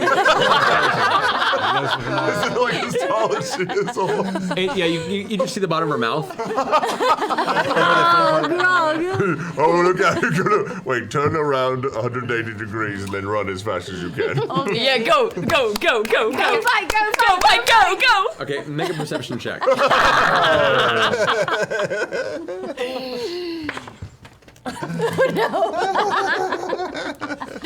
Nine. 9. You go running straight out of the door. No! He goes like, oh no, Pike! She's already out the door, over the stairs. Side of the hall. I'm okay. You guys rush out to go catch her, and the helmet is actually embedded partway into the ground, and she's kind of like, and she's just laughing. Bro, get me out of the I'll pick her up by her feet. That was excellent. As he's holding me up like that, I was trying to stab him with it. I yank it up her head and I put her back on the ground. Vax has been laughing hysterically, giggle fits, clutching his ribs the entire time. And then, is there any of this staff here? Anybody Uh, work I mean, you haven't seen Anyone else? You haven't seen Merton. Vanessa hasn't seemed to have left. What about underlings? I mean, there are a few individuals here that are part of the guild hall. It's the hierarchy here is more like the few that run it, and then everyone else comes and goes as they please. Yeah, come here. Do you have a tub? Do you have a bath? Look at me. Do you have a bath? I need a bath. You look pretty rough. Yeah? Yeah, we can, we got a washroom in the back if Is you it need it. is it hot? I feel like I need it to be hot. You get what you get. It's water, buddy. Okay, that's perfect. Thank you. Grog, put that hat on again. Oh, yeah, hold on. All the way down the hall to take a bath. Crazy. Okay. You guys get him drunk I or don't know what something? you people did. No, he just. People respond to fear differently. He's gone He insane. kind of saw the face of a god. Oh, Yeah. whatever. He did? Yeah. Well. But had a. Yeah, by the way, a why moment. is he covered in bloodbath? I think that was part of the Ritual? ritual sort of Communion? getting to know his Talking? Did he kill a lot new of people? god. Maybe he had obviously. To, I don't know. He did. So many grog. Oh my god. Yeah. Like, It was a like, giant battle. How many on two handers? Like at least this many. That's more than 6. A legendary amount. I know. Yeah. Somewhere deep in the building, far away. This is not hot! The gruff individual kind of chuckles. It never is. I need you to make a tinkering check. Okay, I'm sitting with my tea and my tools, Ding, ding. trying to ignore these people. Can I heat water up in the fireplace? Ding, ding, ding. Yeah, God, yeah, it'll take things a little don't while. explode. Ding, ding, ding. When I delivered the materials Jesus. to him, could I Fucking have Christ. Oh have no, inspired tell us him at all when I delivered the materials? Please. Sure. All right. Please inspire. I will inspire. Oh my God! It's Please not inspire. Worth. Do it! Do it, you bloody gnome! So when I delivered everything, I just sang him a little song to inspire him, and I sang, "Percy's gone, won't you come and kill up all the dragons? Percy's gone, won't you come, won't you come?" Oh my god. All right, take your D10. 10, 10, 10. Oh my god, it's a 10! That was a Better. Thank you. I get excited. Sorry. Pretty good Proficiency plus tinkering dex. plus the. Well, your proficiency is what you get with the roll, and then it's your dex. Okay, so proficiency, dex. Okay, thank you, God. It's 11. 23. 23. What'd you roll naturally? A 2. Whoa.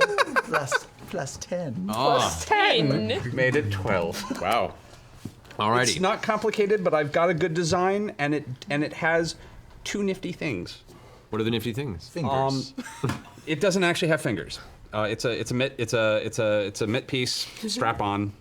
It can lock the thumb and lock the lock the hand, so you can open it, lock, close it, lock. It's got little flip locks. Mm-hmm. You can detach the hand Ooh. and put a pick spike on for mining. It's got a mining punch. Is it like Young Frankenstein? It's more Dustin Hoffman hook, but Oh, sure. you know, Nice. I was thinking go I guess catch because it. it's got the picture. click, pull, Right. click. I can do it with all these grouping. things. I can graph it. So No worries. reasonable. It's not pretty. It takes you a few hours and gets you into the early parts of the evening, but you do manage to go ahead and complete it. You managed to get it finished up. You're pretty proud of your work, actually, and you feel the whistling you're still doing as you finish the final bits. You realize the song that Scanlan sang for you, just looping in your head, happened to push you through your work and get your final piece completed. I also carved a little message inside that will not matter unless it actually becomes pertinent. Okay. You don't get to know until you ask off screen. don't. Okay. Oh. I'm excited. Okay. That's right, DM. That never happened. Try me. Okay. Do you go and deliver it? I do go and deliver it. Okay, as the sun begins to set in Vasselheim, you make your way back over to the Braving Grounds, which as you look across too, this dark, as the night goes dark, the Braving Grounds itself has a whole different life to it. There are so many forges and smelters going that most of the buildings have this bright orange glow through the ceiling at these various openings where, fumes and smoke and exhaust are set up from the various production constructs and such. So it has this very luminescent look in comparison to a lot of the city. It's very interesting. It reminds you of like the deep portions of Craghammer, where most of the actual fire and melted rock was being smelted and gathered and heated. So you make your way to the hovel. The roof worker's no longer there, and the door is closed.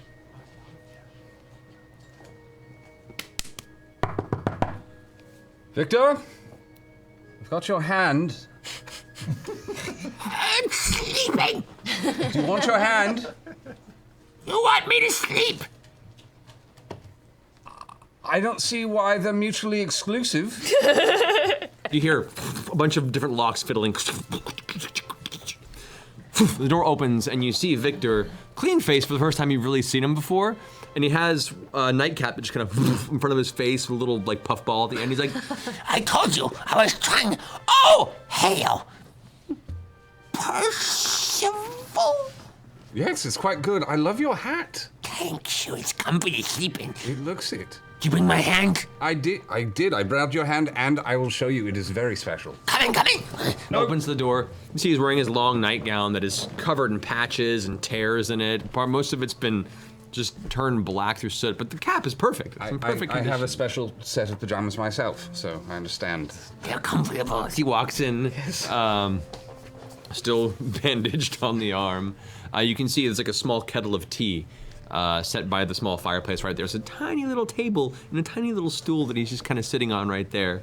Then he goes and he reaches over for the kettle.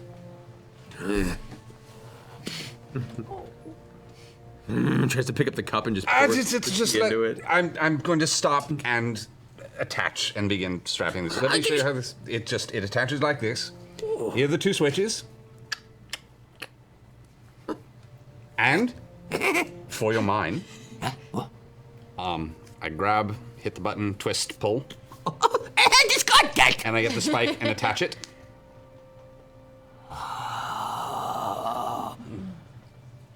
Remove it, put the hand back on. Tea.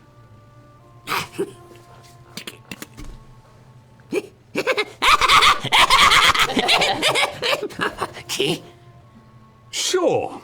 Why not? Always say yes. Often. Need another cup.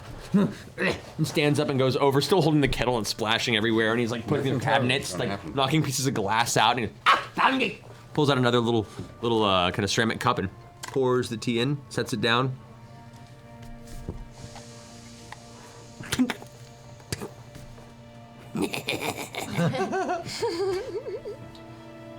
To new hands. To new hands. It is pungent. It is bitter. It has been steeped way too long, but it definitely cleans out the sinuses. And there is a hint of gunpowder to the flavoring. You get the sense that pretty much everything in this room is marinated in the same way, shape, or form to be flammable. Victor. You can put hair on your balls. Oh, probably. Has a woman been by to buy black powder? Has a woman been by? I don't know. Weeks, maybe. Weeks. Did you make her hand too? I did not. Do you know where she goes? No. She paid well, though. Did she? What did she pay? Are you guys in a club now? How many people want black powder? Tell me! Tell them! Bring them more! I could use money.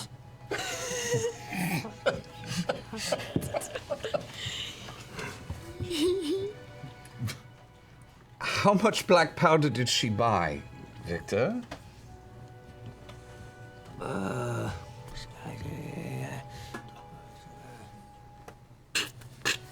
Only counts to two, I'm so sorry about that. Maybe 12 hogsheads worth? Oh, shit. Really? And how often does she come by? She only come by once. Okay.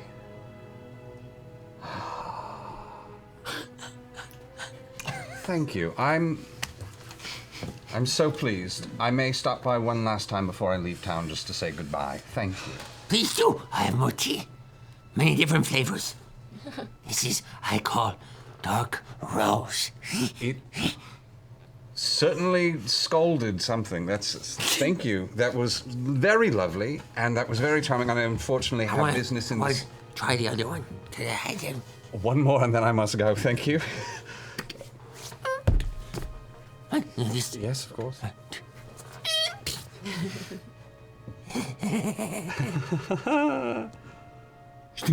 Like sticks it into the wooden stool on the table that kind of like breaks the wood sapsid. Remember that it's attached to bone. You can still break your arm. Just be gentle. Yes. Thank you. Thank you. Good night. Have a lovely evening. Good night. Good night. Pleasure, as always. Thank you. I leave in a little bit of a panic. You leave and he's just sitting there staring at this long chiseled point going, Wolverine. Door slowly closes behind you. Yeah. Fighter is born. Yes, yeah, just give him There's a a weapon. Yeah. Okay. You're sticking around for a day? I assume so. I don't know. We're gonna spend the night at least. I'm going to take a long walk before I come back, and I'm going to walk by the Raven Queen Temple, and just peek inside. Okay. You make your way past the quad roads. At this point in night, the whole clientele has shifted. Most people come here. You hear laughter. You hear music. Quad roads is kind of the New Orleans of the town comparatively. It's still nowhere near as rambunctious as many places you've been, but for what seems during the day to be a rather dour and serious business type city, the Quad Roads is where the celebration of humanity hits when the evening hours hit. And so you come by and there's some taverns that are open. You see, to a certain extent, what even appears to be an adult entertainment district. You make your way beyond. It's the oldest profession. You make your way all the way to the outskirts of the Duskmeadow, and there, amongst the just barely peeking through the cloud line starlight, the looming dark structure that is Raven's Crest. You make just going to gently open the door and peek inside and see if anybody's inside. Okay. You go ahead and push the door open. Doesn't appear to be anybody there.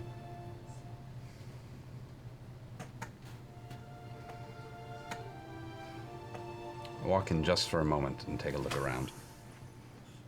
Okay. You walk in. In this dark hour, looking around, the obsidian-type walls are translucent glass on the other side, though you can barely make out material or the details of the outside world due to the lack of light across the cityscape, especially here in Duskmeadow, in which the magical lantern light that illuminates some of the city streets are relatively sparse on this side of Vasselheim. You take a few more steps in. Footsteps echoing across the long, thin, dark material of the floors. Door closes behind you.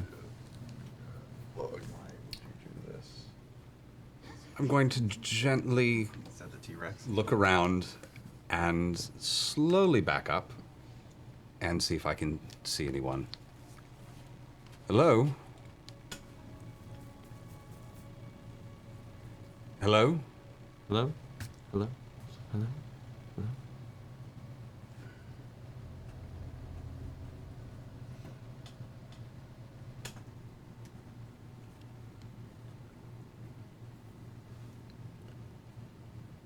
What do I have to pay to fix this? This.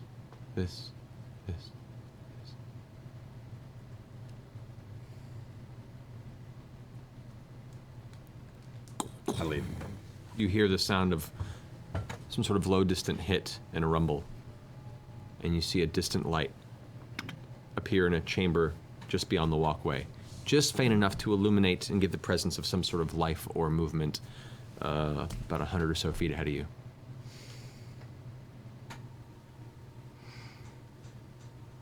I walk briskly towards it. You head to the next chamber where you see the interior of this structure is ivory white bone and glass, the blue hint, very much resembling the interior of a very naturally, beautifully carved ice cavern. And there's a stairway that ascends, as well as other hallways that lead out from the central kind of nerve center of the lower floor of the main structure. As you walk into the central chamber, you see ever so faintly at the very top of the stairs a pair of feet walk and disappear up the stairs. I'm going to charge after them. Okay, you go running up the stairway. You get to the top, and you can see at the very top of the stairs a dark wooden door with dark iron rim and what appears to be a large hanger or handle or knocker bolted to it, and it just closes as you come underneath the top of the archway and up the stairs.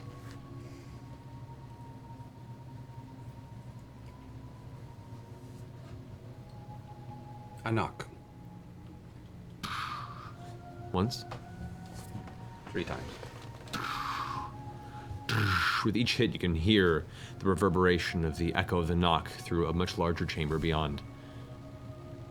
As soon as you release the actual door knocker, the door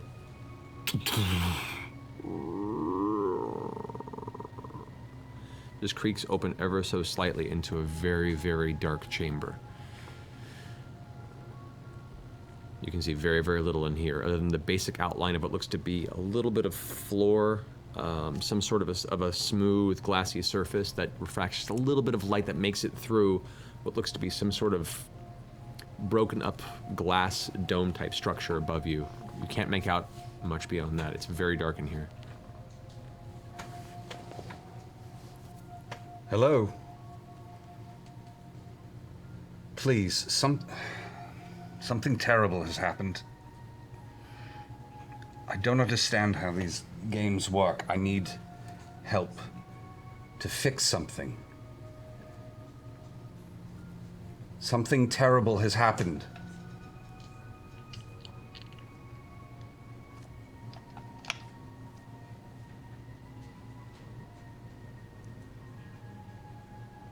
You obviously care little for this world.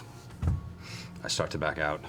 As you step out of the room, you hear a whisper come from beyond the chamber, from the darkness. It says, "Is it yourself you wish to fix, or something more?"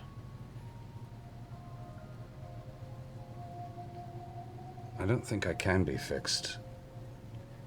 There is something broken in the world. Then come, let us talk.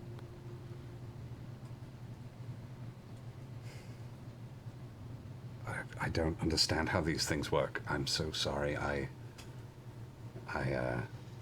Where do you wish me to go? Have faith. Step in. Join me.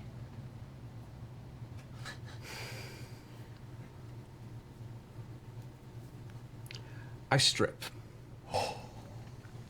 And put it aside. Put it aside? Put my clothes in the corner. Okay. You're filthy. And I go into the pool. All right. As you step into the chamber, freezing cold as your toes, cold people, your legs, your whole body eventually finds itself stepping into this thick, freezing liquid. You hear the whisper in your ears just as your head reaches the level that says, "Come. Come to me with your questions." Just as your head goes beneath the surface. We're doing this. You're underneath and in darkness, feeling around the thick material, kind of just swishing your fingers around. But amongst the liquid, you still hear the whisper again in your ear. "Come. Bring your questions." I swim down. Okay. Until it's uncomfortable. You swim downward and you touch the bottom of the pool. You reach a somewhat concave smooth floor to the pool. I'm gonna head towards the surface. I don't know what's. You head to the surface. There's no surface. It just keeps going. I do not do well with this. You do not. You begin to panic. Yes, I do. You begin to reach around and try and swim up and find the surface, but it just keeps going. The liquid's thick and it's hard to pull through, and you can't open your eyes and you can't see anything. And the iron-like flavor is starting to find its way to the inside of your mouth as it's seeping through your nose and your ears. And you begin to panic even further as the cold is starting to take you, and you feel your muscles beginning to shake and seize just from the onset of hypothermia. You begin to head to the bottom of the pool again, and this time you crack your head on the bottom in the middle of your, and you reach up and scream in pain. As you do, the blood fills your lungs and you begin to feel yourself drown. You begin to shake and convulse as you begin to try and find a way to force that out of your body, and you can't. And at that moment where all of a sudden you realize this is it. This is the end. This is how the tale of Percival comes to an end. The sensation goes warm again. And it's like all that cold energy goes away. And you're now swimming in water and in air. And the pain subsides and you're breathing normally. But you still stand in darkness and you hear these distant footsteps. Sourceless. No light, just shadow. You look around over your shoulder, and then right behind you, you see immediately a white porcelain face, head just standing there amongst the shadow.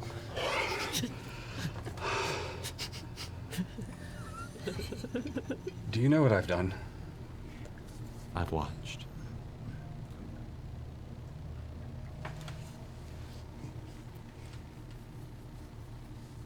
I have questions. Then ask them. First is, can we stop it? Can we stop what's been released? Is there something I can do? Many things are released in this world.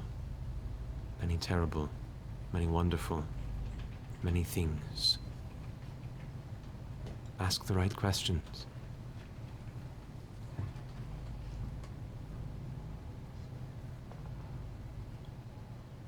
Did it choose me because I was broken, or did it break me?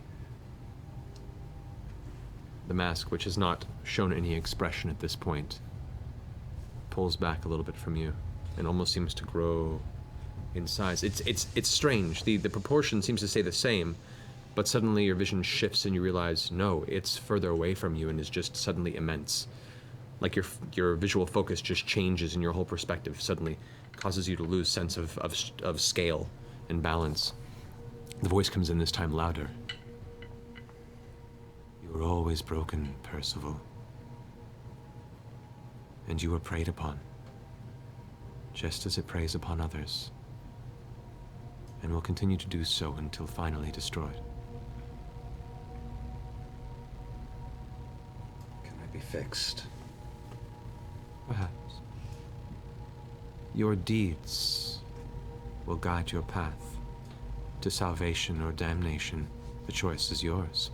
You skirt that line still. But the first deed is so...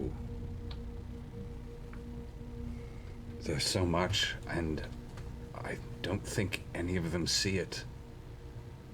I want it to die before anybody sees it. Can you help? I've already helped, Percival. Do not think the path that you and your allies walk goes unseen. There are many of those in this world that represent the will of us, just as there are those that represent the will of those that combat us and always have.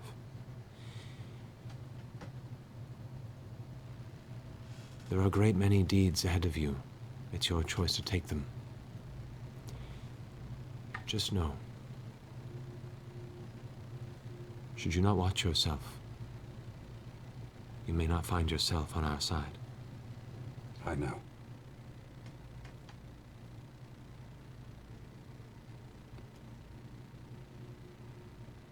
There is nowhere I can look for healing other than deeds. I like to fix things. All life is inherently broken from the start, Percival. Take solace in that. There is no perfection in life. Otherwise, what would be the purpose of death? It's to try and find ways to better yourself before the end. That gives us purpose. You are all broken.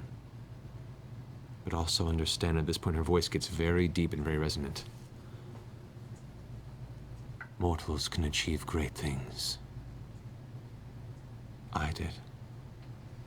And the mask pulls back into the shadows, and suddenly you begin coughing, finding your way to the roof surface, pouring blood out of your mouth and coughing, and eventually you find your way over, breathing heavily to the side of the pool, and pull yourself out to the side, cough the rest of it up. A little bit of moonlight peeks through, and you can see the beams refracting through the purples and reds and blues, and just hints of specks of light that just shimmer across the surface of this dark glass-like floor.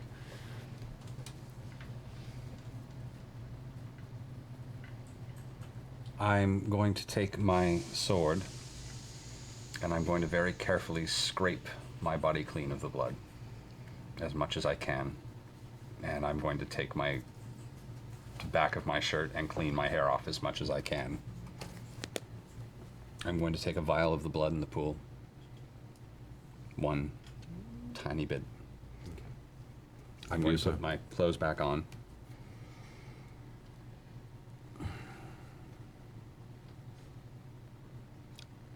And I'm going to cast Hex on myself for my walk home and banish it before I come in the door.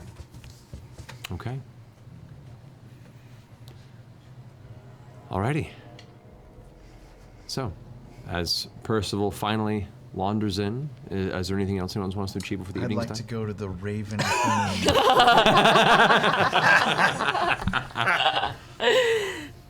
No. Are we next morning, or we're still evening at this point? We're still evening at the moment if there's anything else you wish to achieve I've been otherwise. slowly heating water and giving it to Vax to put in his bath. You do manage to draw a comfortable bath for your brother and wash him clean. I don't wash him. I just give You him the aid him in fucking washing water. himself clean, to specify. Thanks, man. Thanks, man. Do we see Percy when he comes in? I'm going to It's gonna walk be in late. quiet and late and go tinker on a little thing for a minute until I pass out. Okay. You do notice Percy enter. Looks a little frazzled, but doesn't Do I seem see to any of the blood? You're in the Passive tubby perception. Make a perception check. I want you to make a dexterity check. Oh, sorry, Charles. You got him. 32. You got it. 32? Yeah. Oh my god, what? I couldn't have rolled that. Like, that would have been a natural 20, would have been the only way around that. You see, just faintly behind one of his ears and the edge of his collar on his coat, just a bit of familiar crimson and a look of a distant stare that is familiar.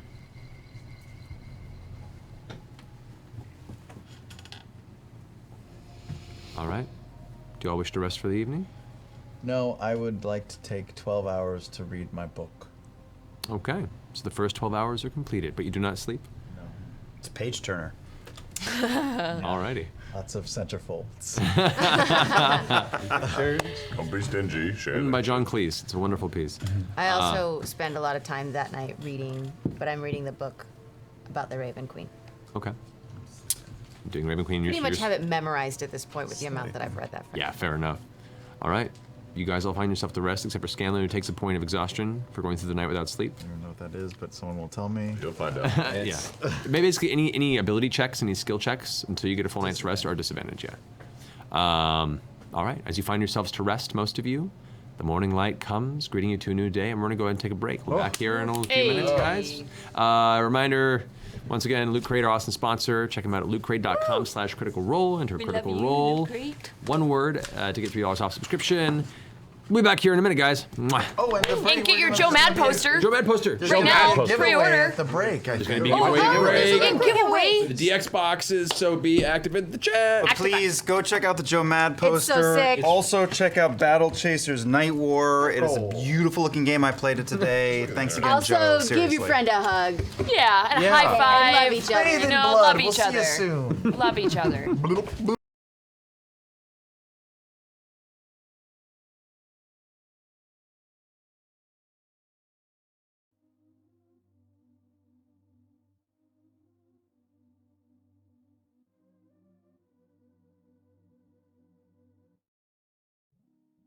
How does Loot Crate obtain such exquisite geek and gaming treasures every month? They rely on the best. Every month we curate an epic mystery box of ridiculously cool surprises with amazing themes like sci-fi and fantasy. Heroes, villains, you get it. Every last crate containing exclusive, one-of-a-kind items. Then I deliver it to you for under $20 a month. And I guarantee it'll be worth at least twice that much. You're welcome. So get yourself a Loot Crate. Seriously, you already missed out on this one. LootCrate.com. Epic.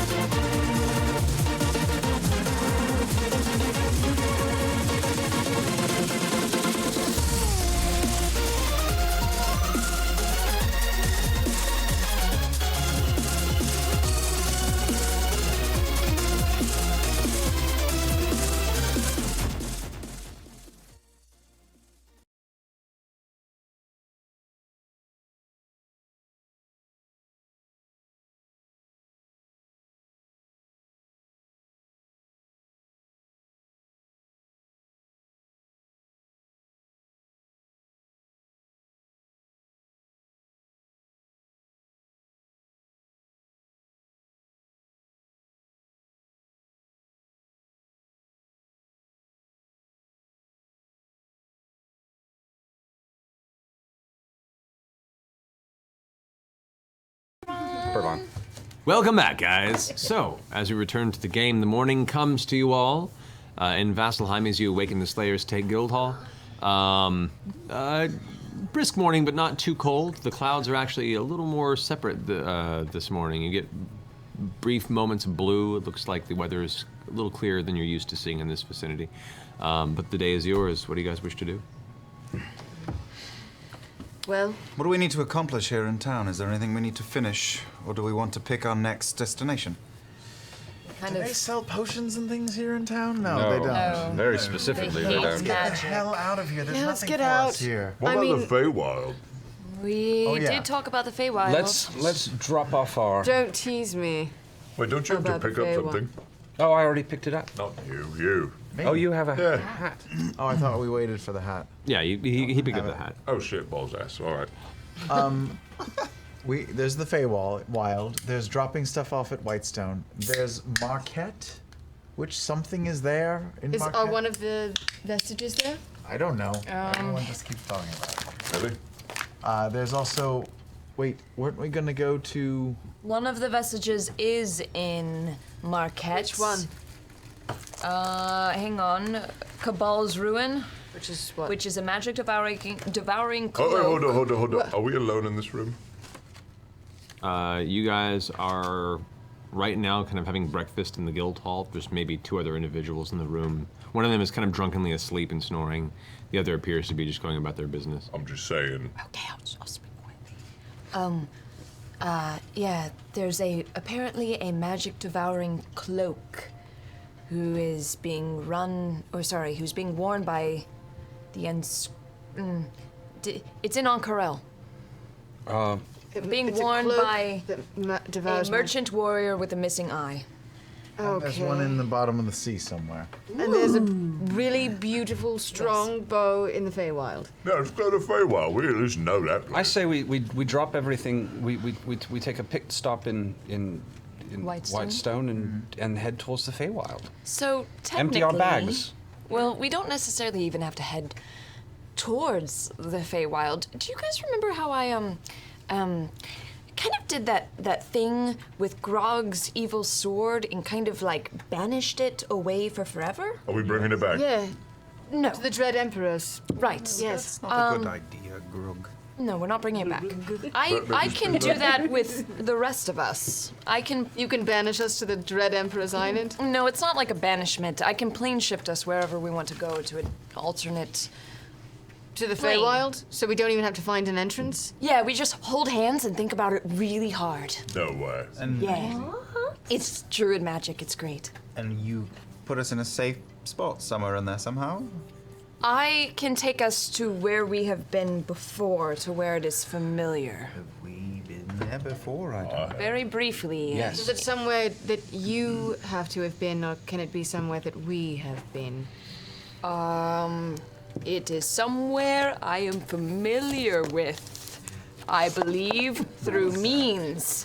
Through means that I am familiar. Singorn is in the Feywild. Normally? No, remember? No, not normally. No, but they transferred the entire city there, I so know, technically but you're saying it's we've been sitting there, but they just did that recently. Grog's been to the Feywild. You specify a target In general in terms. general terms. Such as City of Brass on the elemental plane of fire. Is that where we're going? No. Oh. Sounds fun. It does, actually. If you guys want to go to the plane of fire, that's like a hike and a jump through a hole. No. Done that no, already. Not the Plane of Fire, just a Feywild. All right. Yeah, I can get us there. I can To get the us there. Feywild. How big is the Feywild? Is it like a very football big. field? It's a whole other plane. It's Well, a then how do we know where we're going in the Feywild? I imagine we'll figure it out once we get there. Do I know anything about the Feywild? Would I have You the have basic? no I have no knowledge. Would we know What anything? about Yeah, with the me? twins, Would we have learned something about it in You guys know, you have a general idea of it. And Team half-elf. You somewhat, yeah, somewhat just through learning. You never actually visited there. The Feywild is a near plane, a plane that overlaps this like prime material plane. It's a version of the world you live in right now that is shifted and changed in a place where time, distance is relative and shifts. Nature grows rampant, and in cases is hard to really expect its direction. Things and entities exist there that prefer to trick and lose wanderers. It's a very, very strange place where, some people believe elves initially come from or were crafted from there, or at least... Do the two of us know enough that were you to jump from the same place here, would you necessarily end up in the same spot in the Feywild? You have no idea about that. We don't know. You don't know anything about the transition to the Feywild. You just know that certain doors open at certain times, especially when, like, full moons at certain locations, the classic, toadstool rings, areas where the moonlight and the realms can be a little thinner and the barrier doors do open, and those are where creatures can transition out or through. But you do know it's a place of Fey magic. It's tricky. It's difficult to follow. Terrible. Very. Sounds awful. Very like Oberon and Titania. Weird, interesting. Question. Yes. Okay. Good question. It says, the Wrath of the Fey Warden is what we're looking for, the bow. In that it now acts as the heart of a cancerous tree corrupting the verdant land. Is there something I could do to maybe try and... Hold on, is our stream off? Are we offline right now? I'm checking. Just wait. Hold, please. It says you're still online. Hang on. Loot crate. No one can see it. Check out Loot No, Crate. it says it's offline. Refresh it. Fine? Like quit the program and get back in. The chat is saying it's off. No, we're still online. Oh, okay. Tell them to quit and re-log in. Back. Okay, it's back. It's back. Okay. What happened? I'm not showing any drop frames on mine. Whoa, we were in the Feywild for a second. You guys missed 6 episodes. 6 episodes. Everything turned out okay. God, and we got the warden thing. No. Yay. Dragons are Guys, dead. I'm so glad we won D&D. Yeah, that was the best. We beat it. Okay, Your question. Roll the credits. can I maybe sense a sick tree? Or maybe... You know what? Let's go to Whitestone. Let's go to Whitestone and drop some stuff because off. the more I think about it, I mean, we almost just died many times, and the last time we tried to get a vestige, it almost killed us, and maybe we just need a little bit more preparation? Maybe? Let's empty our bags. Let's prepare ourselves. There are certainly stories in the woods of Whitestone of strange happenings, so I'm sure that there's probably some connection to the Feywild, and we'll see what happens. Make sure Whitestone is actually preparing something underground just like Western, and... Well, we have something. Yes, they have something underground Exactly, already. but there's a spinning orb of death there, so... Which, to be fair, is probably going to keep a dragon away. Yes. But I also think we've earned more than a single day of rest. Yes. Let's go to Whitestone. Let's go to Whitestone. All right. What's that? Where's the sea? The Do we know Osmond where the Sea? one- Yeah. The Osmond Sea is to the east of you, east southeast, and that is a wide gulf that separates. From your perspective, looking at me, there is Othanzia, Osmond Sea, and there is Taldore right here. Oh, so, okay. I'm separating that. Bless you. Bless you. The water Ashari live in the Osmond Sea. Are they like mermaids? No, I think they've got an island. It's also the sea that I sailed. Really? Oh, really? Wait, how familiar are you with it? I know it well. How familiar are you with the sea? I'm pretty familiar with it. Yeah. Well, if we go there. Good. Wait, can I see the list of vestiges? The one in the bottom of the sea is called Whisper, right? Whisper? A blade. Yeah, forged from metal, pulled from the far realm, was center of many dark rituals. It now lies at the bottom of the Osmond Sea, sunken with the lost ship, the Shrew. The Shrew! Stormed 300 years ago, near an island of glass. Anyone know about the island of glass? Have you heard about an island of glass? Have I heard about an island of glass? As Piker, I heard of an island of Have glass. both of you guys make history checks. All right. I rolled a natural 1. You barely know what glass is right now. Guys, water isn't glass. That's I would stupid. have a theory as to what it was. You rolled a 20. You rolled a 20? Not a natural 20. Ooh, go Pike, go. 20. Should I roll it to figure out that this was probably an active volcano that created this? Make an intelligence check. I'm down. Oh man. No. Wow. Team ones. Woo! Natural 1. Snitch. It doesn't quite come to you, but what it could be. I mean, the idea of a volcano possibly comes to mind, but I'm distracted. Yeah. You have not been there. You haven't seen it, but some of your crewmates, while you were traveling aboard your ship for that, 5 to 6 month period, a couple of them did mention something about on the sea. A mirage-like island that glistens in the distance, but they were said to avoid it. Said it was dangerous. Did they say where it was? No. Damn it. And many tales of the shrew. Yeah? The ship lost its You know of the shrew. Really? You definitely know of the Definitely shrew. know the shrew. All sailors know of the shrew. What's the story of the shrew? It on, is sailor. just there was a storm. There was a storm 300 years ago. Near an island of glass. Near an island of glass. It's really bad. And the shrew just didn't It was tamed. sail. I was waiting for it to. Come around again. Well, Yeah, it's it's good. good. It's good. It's a tail, but we'll get there one day. What's the plan? White stone. Yes, Go to white stone. Can I make one other suggestion? Oi. Yeah. Imon, go take Thordak right now. Good call. Yeah, one Flip a take coin. You know what? Grog, It's a good plan, It's Grog. cheeky. we will put that in our back pockets and we will think about it. That helmet is really You could something else. really do something terrible to him with that thing. I'm just saying, I think we have an edge now. I think you're probably right. But let's just be safe Technically true, yes. and make You sure do that have a Whitestone point. is safe before we Oh. do such a thing. Percy, we are in a Okay, place need that me. has an airship dock. That is true. We could go steal an airship. Could steal an You airship. don't need an airship. Don't we have need an instant airship. Ability to It transport. would So be that's- so cool, though. How about this? When we defeat Then we all wouldn't the have to dragons, go to Whitestone, because we could kill all hold the all dragons. of when we the kill things. all the dragons, But we could hold all of our things on the airship. That will and I be could the have first thing we cannonade, do and it would when fire. Thordak dies. Party is on we an jump airship. on an airship. Party on the airship. we'll buy it. We'll buy it with all the gold that we've stolen from all the dragons. It'll be great. We don't need the airship as the dragons and dragons. Just All the fun is gone. What are out we of it. doing? All right. We're going to Go to Whitestone. Whitestone. Before we leave, do you want to sell those stupid white dragon scales? No. All right. No, let's go to All right. Whitestone. Through a tree. All right. As you guys walk outside of the Slayer's Take Guildhall, you find the nearest tree, which you've used before to traverse.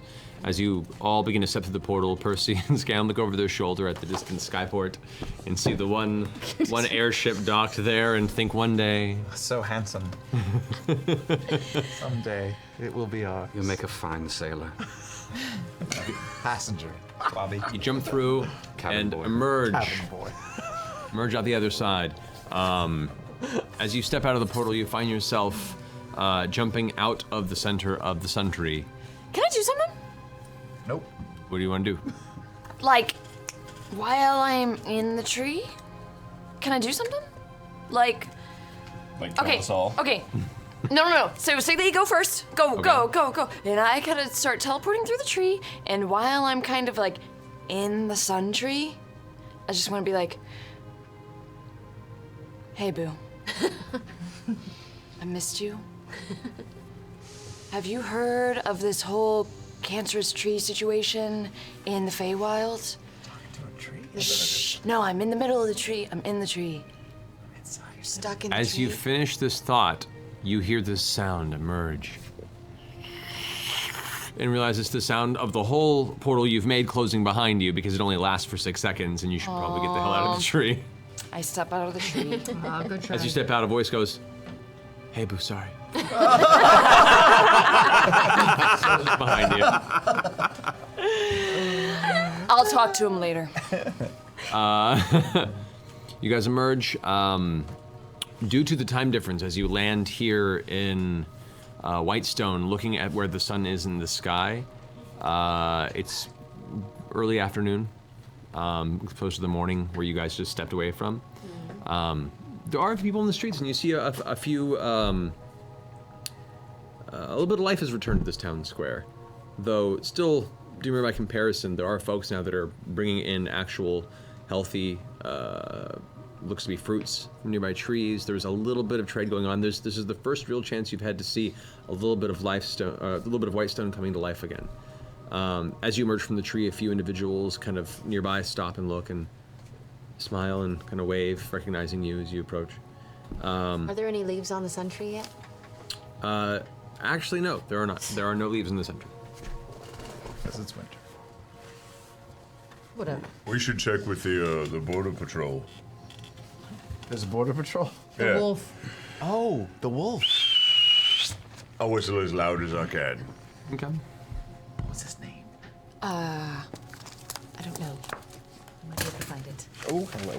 Harold? I just want to go find Zara and give her a hug and say hello and see how she's doing while he's talking to the wolf. Okay. You whistle as loud as you can for a little bit.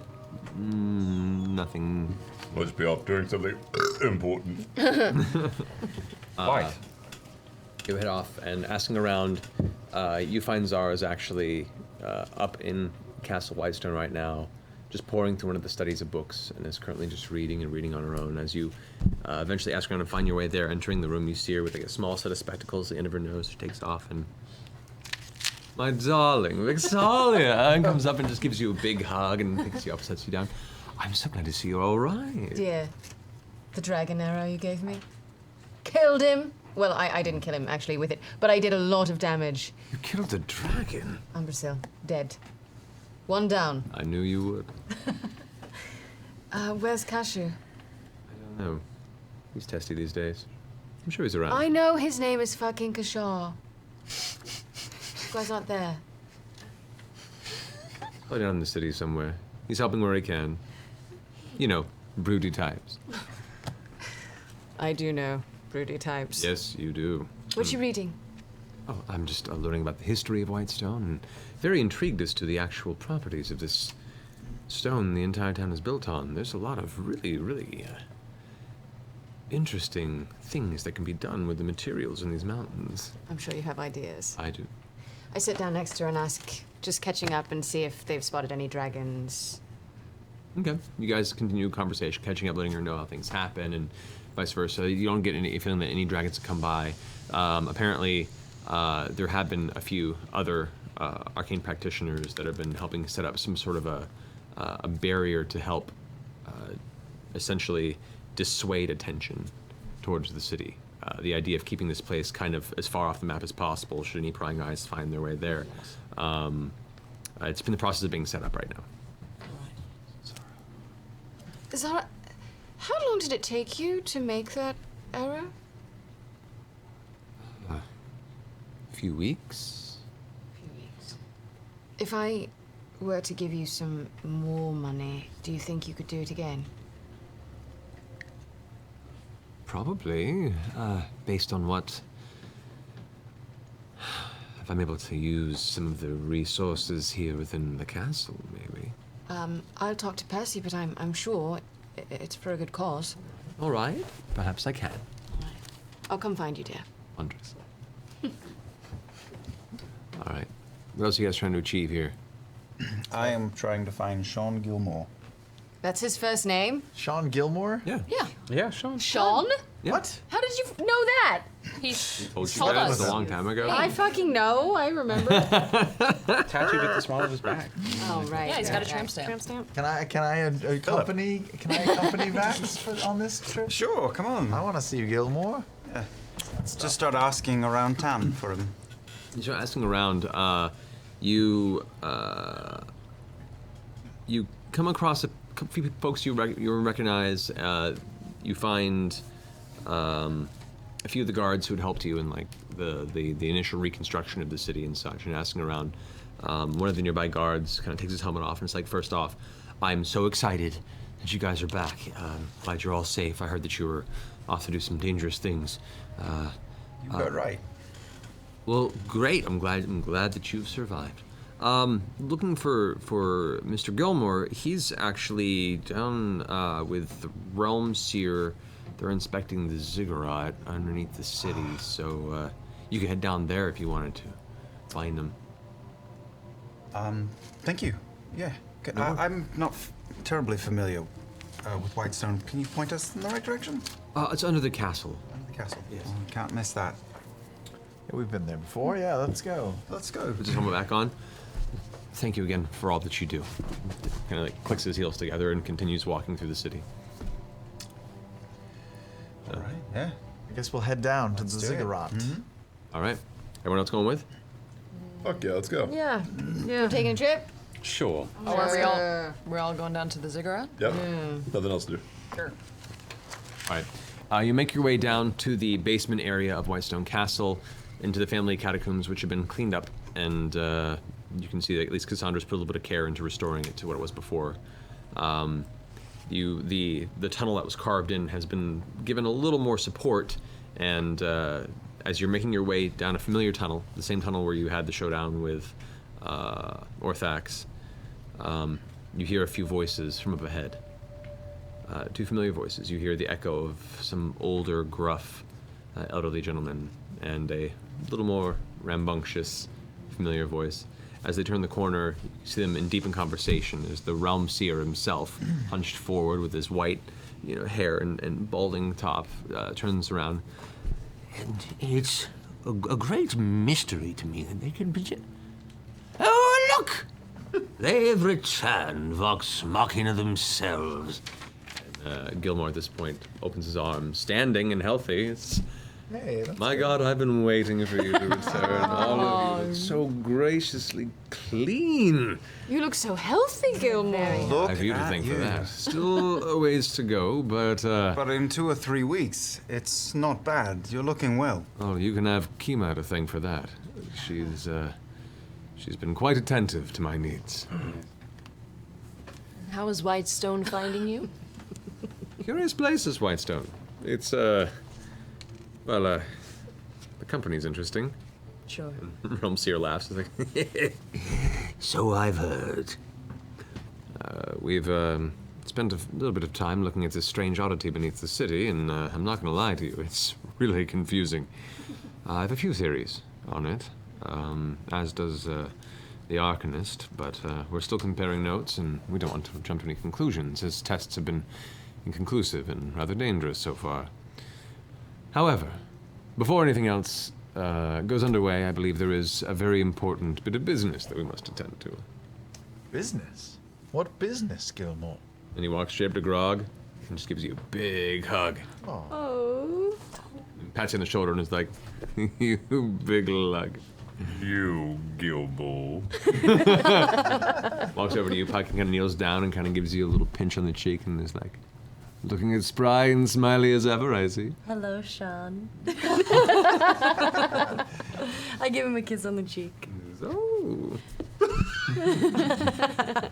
Turns to you. Vexalia, look at you. I hear, if my words say correct, that you folks are a recent dragon-slaying bunch. Hmm? That we are. Good to know. Skips over you. That's for last. Goes to Scanlan and goes to ruffle your hair. It's like, and you, my little bardish friend. Little. No, you're actually physically little. Oh, I know. You are a tinier person. Embrace it. What makes you different? That's true. I suppose. Yes, that's absolutely. We've been spreading the good word about you and your works. So I've heard from all sorts of interesting folk. Yeah. I only hope one day to wear clothes as fine as you. Oh, that's a nice compliment. Percival. Patron? Thank you for taking me into your home. You do nothing but brighten these halls. I'm happy to keep things lit. At which point he goes to look towards you, and the Realm Seer is sitting there kind of tapping his arm. He's like, all right, get on with it. We've got work to be done. And he's like, shh, you be quiet. These people have saved my life. Keyleth, sweet Ashari princess. Hi, Gilmore. You've grown. I can see it in your eyes. Gives you a big hug. Give him a hug back. Max. Axelon. Light of my eye. Smiling boy. And he walks up and puts his hands across your shoulders and kind of cups your face. I've missed you most of all. And pulls you in for a big hug and lifts you up off the ground. Oh, You're strong enough to be careful of your wounds. As much as he sets you down, he's like, "Oh, I shouldn't have done that." Pat him on My the ribs. apologies. That's don't touch that. It's still very tender. It's fantastic to see. You're great. a sight for sore eyes yourself. We're very happy to see you. My sight is sore, so this works out well. But please, these tunnels are dank and not becoming of us. Dinner should be having soon, and you should join us now that you've returned, please. Before dinner, I think we were all just curious on the state of the ziggurat, as we are calling it, or little orb. spinning talk over orb dinner. of death. Is what we For call it. dinner. All right. Wait, yeah, but you sure. said you were doing tests on it, right? Did you throw things at it? Did it blow up? That is part of the test. Nothing blew up. Things did go away. They went away. They get sucked in, Grog. Talk over dinner. I hate to have this discussion without Allura here. I think this would be only behoove the conversation if we're all present. We have some delicious and very expensive wine. Oh, yes. Well, that we could bust out. wine. Yeah. Expensive ass wine we could bust out with dinner. Got me intrigued.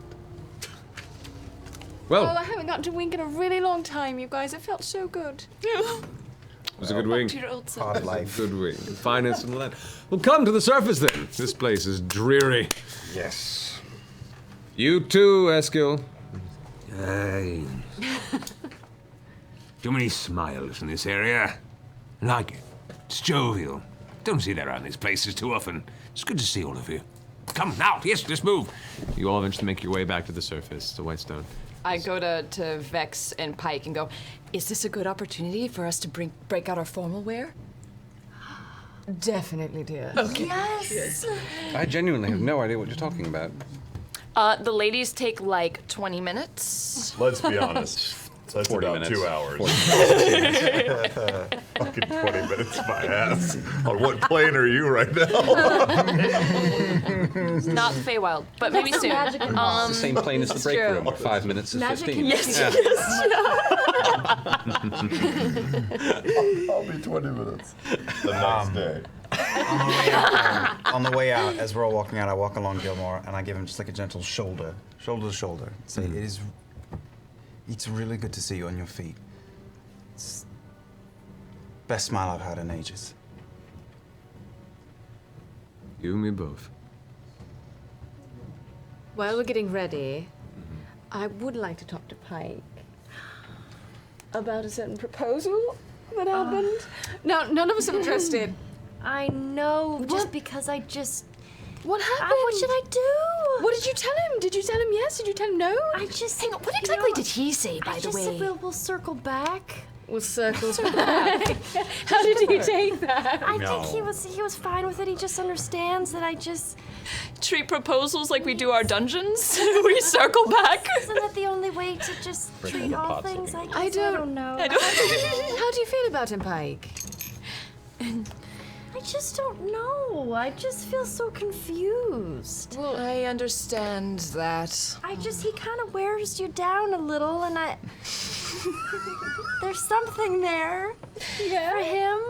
I don't know if that's a good reason to, say yes, though. Oh, I don't know. He's just very charming. He is very charming. And I notice he's becoming more charming. Yeah, and what is with How? that? I didn't know that was possible. How? I feel don't like know. he goes to sleep, and then the next morning he's Like even more charming. I don't understand it. What is that? Like every once in a while, I look at him and I go, Yeah, no, and then I feel he's really... small, but at the same time, I'm kind of interested. And you kind of think about it for a second, you entertain it, Yeah. and then you But feel really it's like- gross about and then you yourself. realize- yeah. I mean, but Yes. if No, you're no. actually interested, then it's not gross at all. No, of course it's not gross if you're actually interested. I know. I've just. I've had feelings for someone for a long time, but maybe they're slowly fading. I don't know.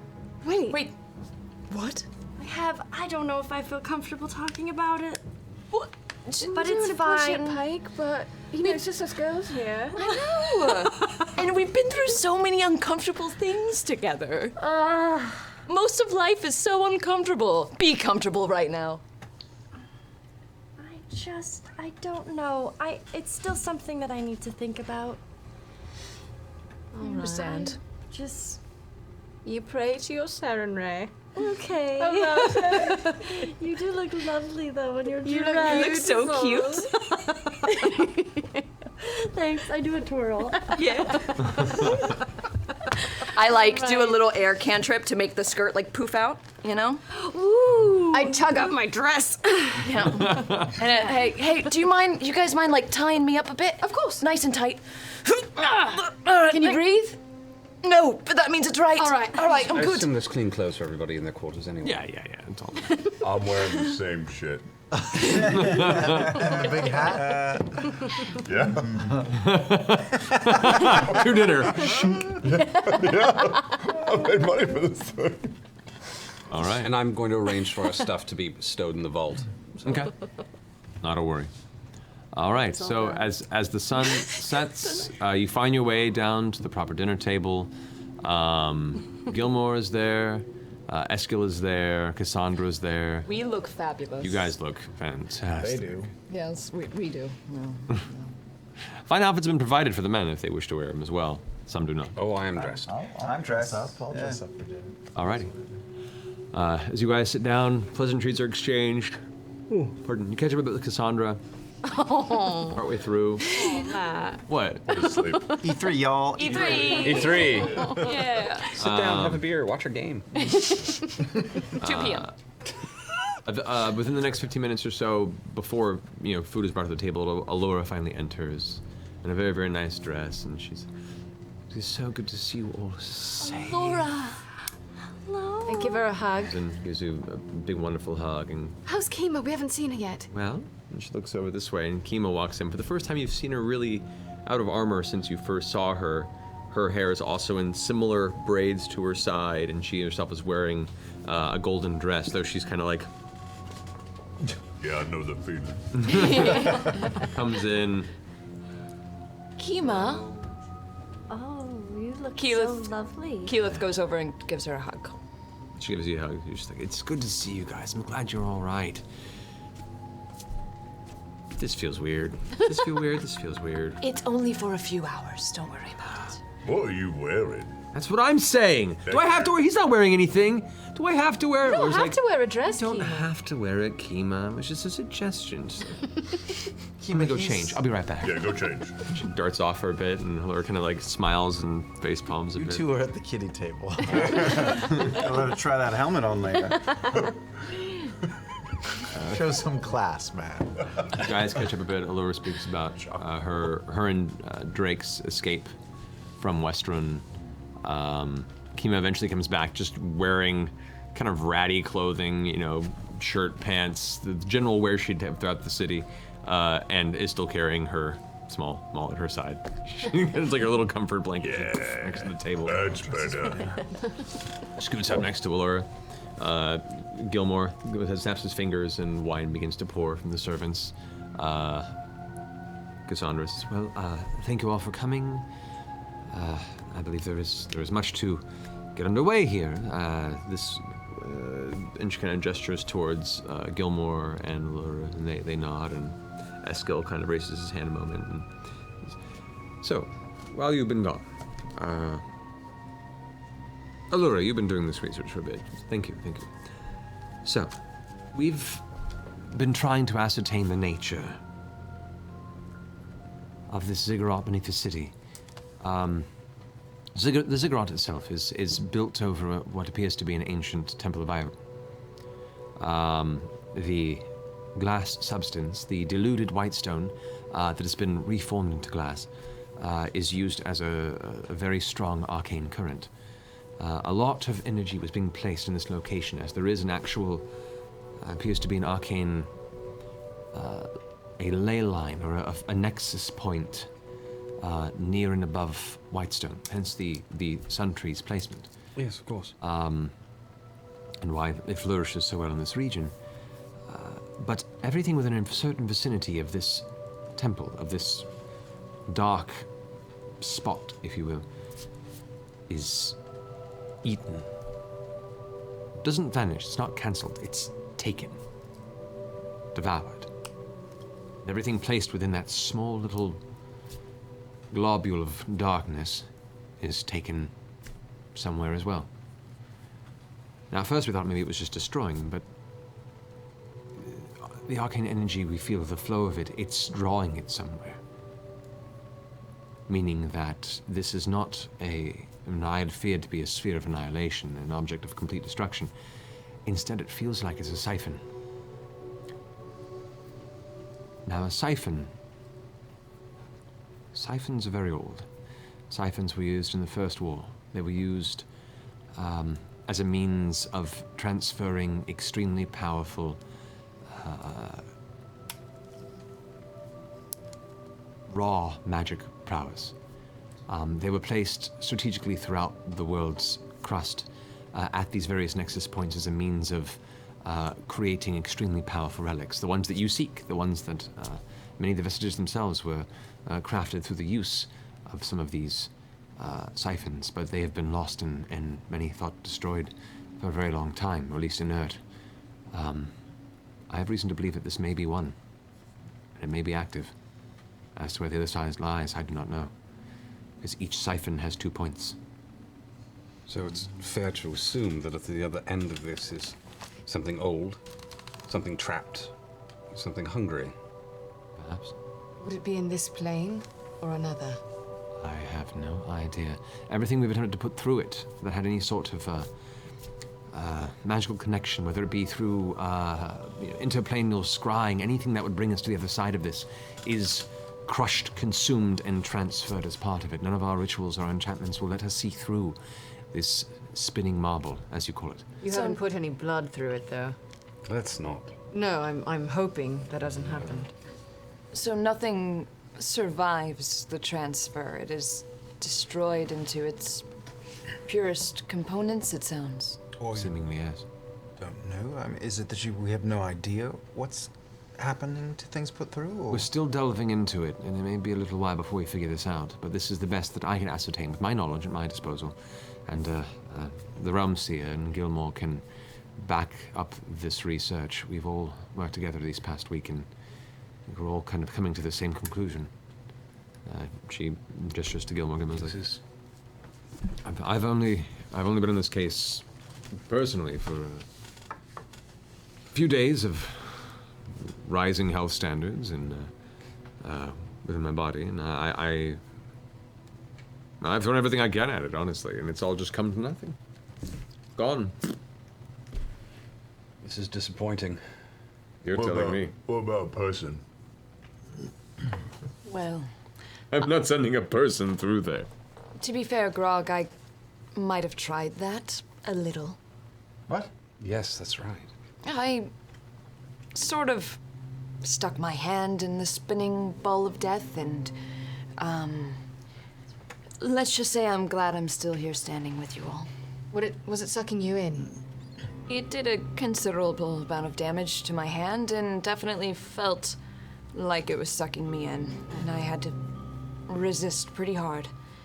But it seems like anything that goes in that sphere doesn't come out the other end intact. Gilmore, any of you, Laura, have you experienced any kind of draw toward the orb? Do you feel different having been around it for very long? Gilmore kind of cocks a curious eye to the Realm Seer. The Realm Seer thinks and scratches his chin, looks to Allura. Allura looks down at the table, their arms crossed. Looks to Kima. Kima's finishing her big drink. I stay away from it. It creeps the hell out of me.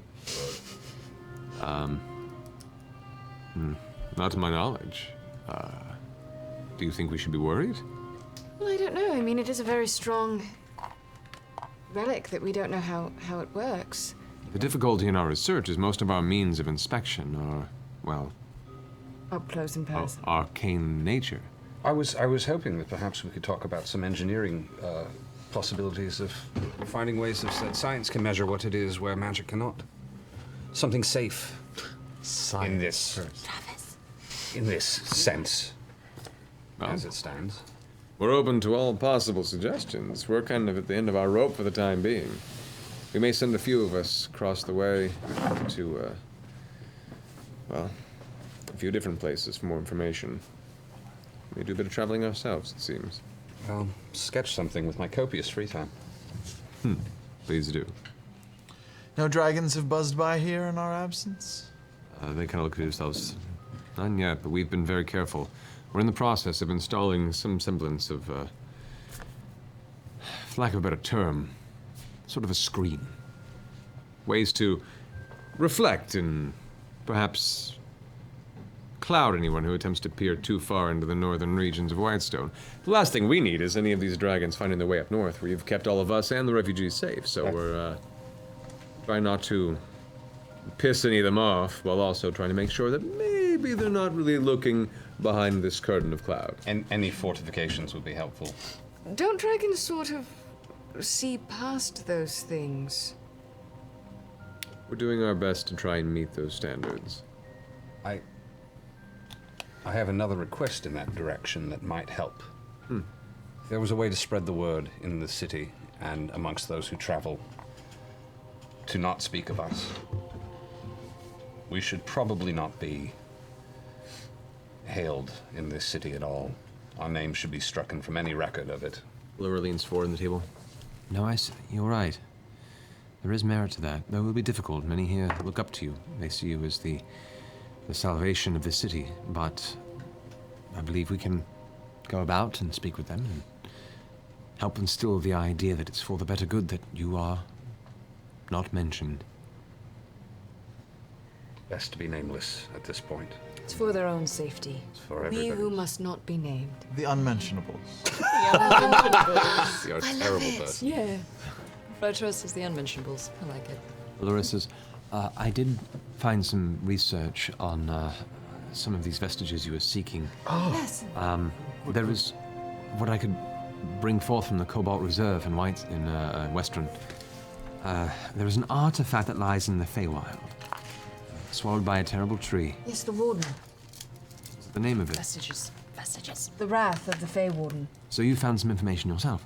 Just the name. Right. And that it's in the Feywild, but nothing more. It is this tree that holds it. It's a tree seeded by the betrayal of an archfey whose hatred burned into a black heart of disease. The cleansing rivers of the Gilded Run prevent the spread of the shade murk bog that seeps from it. Sounds nasty. Doesn't sound very fun, no. Wait, the name of the... Shademark Bog? The shade murk bog Ugh, sounds awful. that seeps from this tree is held at bay by the rivers of the Gilded Run. The rivers are called the Gilded Run? Okay. Well, that helps us. Those are clues. Yeah. And And the shade mark bog pours out of the tree. Out of the cancerous tree. The tree is responsible for a swampy bog. Best I could ascertain from my research, yes. Fenrith's? What's the name? Fenthrus, Wrath of the Fenris Fey Warden. Is inside of the tree that is terrible. It is very possible. Okay. Do you know anything about the vestige itself? I don't, unfortunately. Most of the Cobalt Reserve was destroyed, and I was under siege at the moment from the return of the dragons. Did you happen to find in your research what perhaps we might face in the Feywild? I mean, we've learned a little bit of it, but I know it's going to be rather dangerous. I've not been there myself, to be honest. Creeps me out. No, sorry. I did find also about the Spire of Conflux. It is a staff that can bend the elements and was taken into the abyss by Joran the Sea Speaker, hero of the Verdant Expanse, but 4 centuries back, and was never heard from again. Duran the what? Joran the Sea Speaker. He speaks to the sea? Perhaps. Or just the letter C. Cookie Monster. Hero. I do have some research about the dragons as well. Oh. So, I've done a bit of looking into the personality types, the habits of some of these chromatics you may be coming up against. The black dragon you seemingly already dealt with, if word is to come to me correctly. Yes. Which is magnificent and well done. Very dangerous. Let's hope they don't decide to strike back soon. I However, think we didn't provoke them in the cave at all, Percival. If they came there, they would have been provoked. Figured. I did find that the white dragons, they're more primal. They're overall less intelligent than other chromatics. And some of this information you know. Yeah, like, why am I writing this down? I know this shit. But what they do is they, well, don't let their lack of intelligence lull you into comfort. They're also unpredictable and raw. Dangerous hunters, they stalk and ruin lands with ice and vengeance. The memory is eternal, and recall every slight defeat and have been known to hold vendettas for centuries and centuries. They despise other dragons, and this loose alignment with Thordak is stranger than the others with the White Dragon, though Vorulgal's distance to the others is intentional, most likely. I mean, the entire alignment between them is strange anyway. Yes. But particularly with the White Dragon, they generally steer very clear of or are bent on destroying any other types of dragons that may wander in their midst. Interesting. Green dragons, in particular, are manipulative, liars by nature, finding pleasure and power over others through deceit and promises of wealth and glory. They corrupt. They play subservience to other dragons, then plot the demise to claim their hordes, the seedy underbelly of the chromatic world, if you will. They amass powerful allies, human and beyond, to their will, bending them and using them as tools.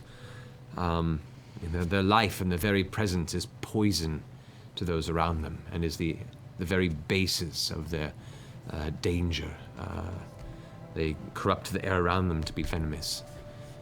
I found a bit about this Raishan you mentioned, and word has spoken, though little that exists out there, that she is also a very practitioned weaver of the arcane arts. So be warned. So much so that she could almost pass as a druid wielding natural magic. I can imagine that's quite within her grasp. I've heard rumors of her calling the sky down upon her enemies. Previous individuals that hoped to raid her space were swallowed in quaking earth as she laughed from above. Druidy things. I want to kill her so hard. Do we know where these dragons have been all this time? Where they were banished to? I mean, most of these dragons lived their lives wherever they once were before. Raishan used to exist in the mountains outside of Singorn, and actually had amassed quite a sizable horde of followers, lizard men, lizard folk, all sorts. But like Thordak was banished to the fire. Thordak we had banished, yes. Now, Thordak in particular. Now, red dragons are true tyrants, built on impulse and rage. Arrogant to the core, they see themselves as rightful rulers over all. And Thordak, the king of all other dragons as well. Now, he is powerful enough to amass networks of spies and followers far beyond just the dragons that we've battled, I'm sure. So the more time that passes, the more powerful that network will become. Fuck. I've had a terrible thought, and it is sort of my business to have terrible thoughts. What else has been banished to the fire plane? The genie? Well, I say this because if I were to slowly open a portal to the fire plane and power it and make it bigger and bigger and bigger, eventually it would be a hole into that dimension that's big enough for a dragon to fit through, but still not big enough for me. So I need to keep eating to make it bigger. And maybe they might be looking for what's down there so they can feed it and make a bigger hole. Just a thought. It may be nothing. You think there's something bigger than Thordak in the fire plane? I have terrible thoughts. It's a terrible thought. I mean, I'm sure there is something bigger than Thordak, probably in the fire plane, but we closed the fire. Sorry, closed the portal. That may not have been the portal. That's where was he the came out portal of. that Thordak came out of. It ripped apart my entire. That may just be where he escaped. There might be that power may still be flowing. Well, Alora, how did you lock him in the fire plane to begin with? Well, we had, through clever subterfuge, managed to have a member of our team work as a follower of Thordak, work into his greater trust, and convince him that to perpetuate his wealth, his growth, his strength, that he needed to truly embrace the essence of fire. And there are crystals, there are remnants of the First War that exist in this world and others. The very core of the elemental chaos itself, the hearts of the Titans left behind.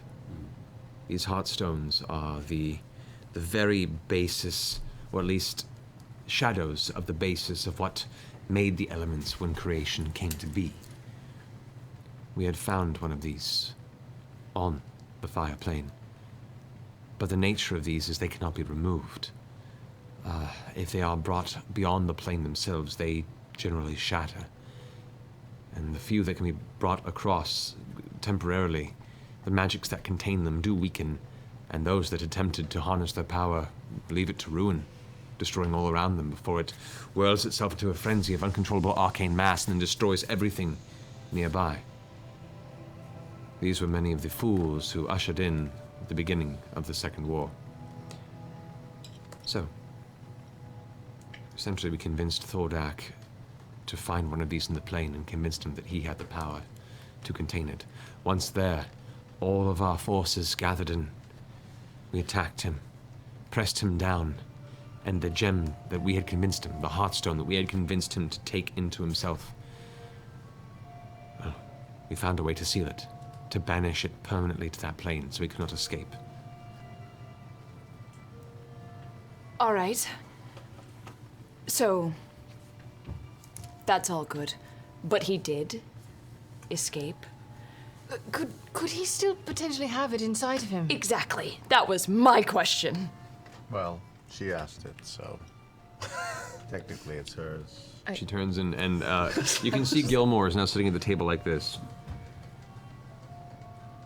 I got a very good close at that dragon. A very good close look. To finish my sentence. I've been drinking plenty of wine tonight, don't judge me. It's the best wine. It is the best wine. It is very, very expensive. The fine Ass wine. Vineyard is the best. Thank you, Grog. It's wonderful. But his mass, his unforeseen size to a creature like that, I couldn't help but notice that within his torso there was a pulsing heart of red glass.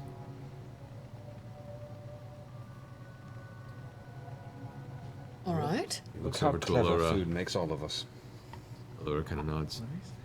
And if that is the case, then I think it's very much a chance that he did escape with the Heartstone intact.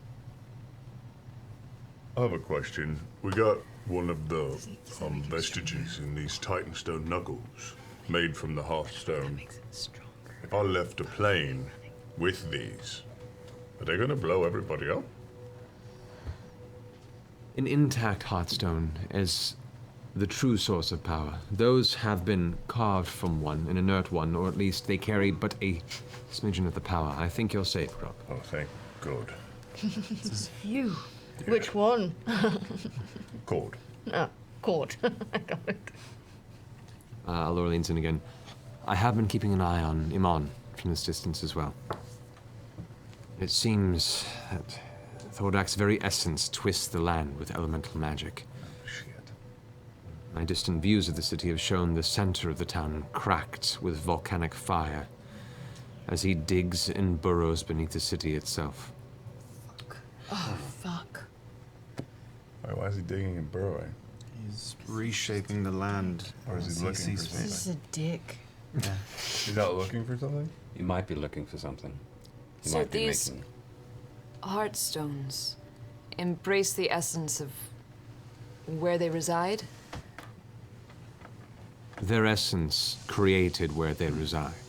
So, and he has a heartstone of the fire elemental plane living inside of him. A heartstone. There are many. Heartstone. So, right. I need more wine. Do you think he was just making himself at home, or do you think he was looking for something? I don't know. He seems pretty lax. From what I can tell from my investigations, the major step of the Concave's plan is already over. Take over everything. Now they settle into the divided territories and forget each other. Now I feel that Thordak is far too old and covetous to be content with Jestimon. And this was vengeance, which is now complete. Who knows what the next stage in his terrible design is? So you're thinking the Chroma Conclave was simply a temporary alliance?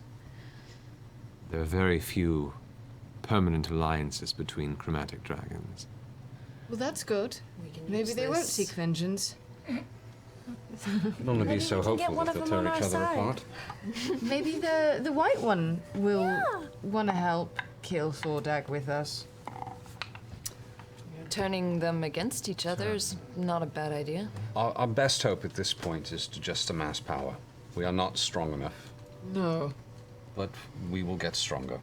Does the Heartstone make him even stronger than he already was? No, but he was not that large when we sealed him. Shit. So we can take, yeah.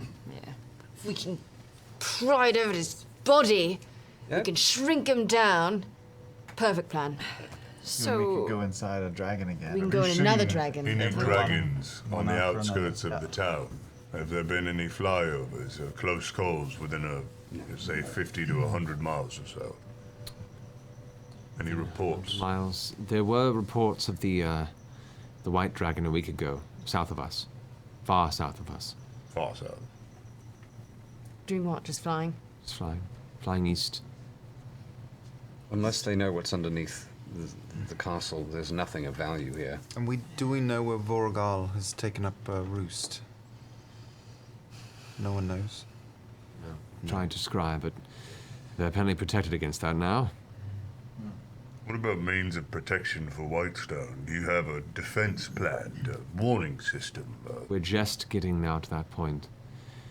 Maybe a few weeks before we're ready to go. It's a lot to build, and it's a very big space to protect, but me and Drake are working on some ideas. Do you know exactly how these Heartstones are forged? They're not forged. They existed. They were the hearts of the primordial titans that existed on this world before the gods even came here.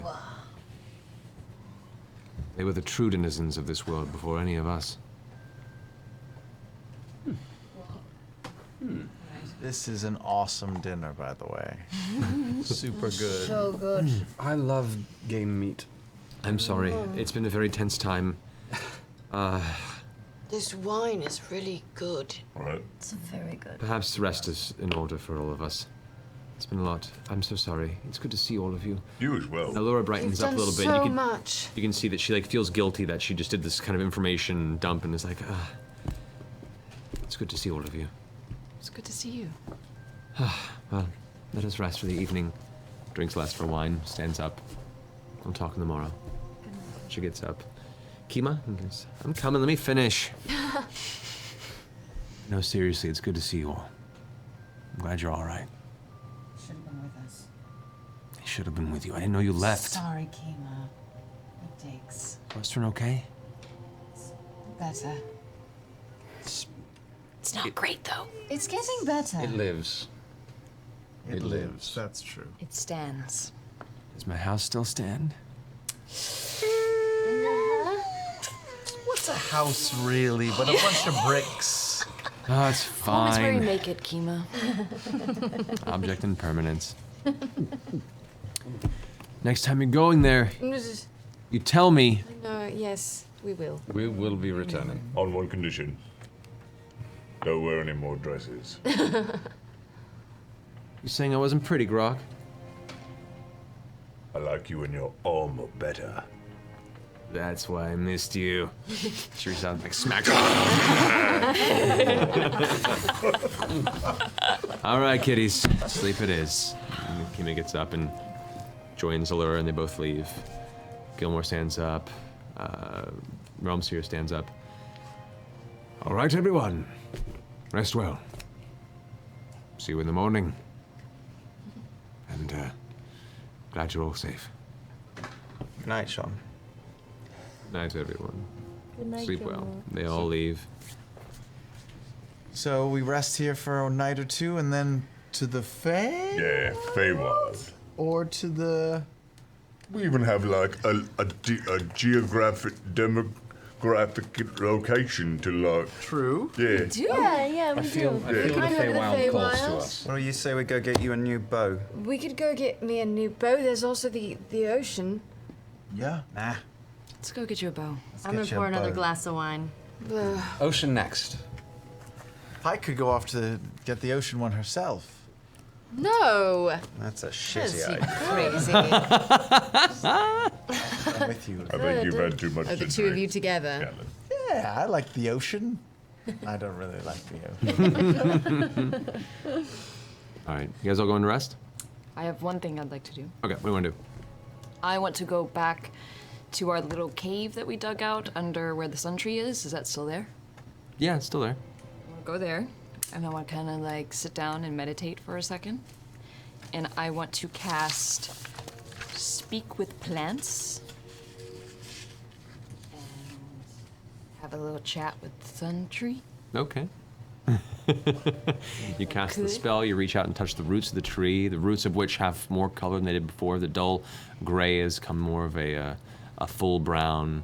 The earth here smells of fresh, damp earth. The tree, while still in the winter phase, is definitely teeming with life to where it once didn't. I reach out and I touch the roots. Can I just kind of like sense like the arcane ley lines that Alora was talking about, that the tree is kind of in the center of?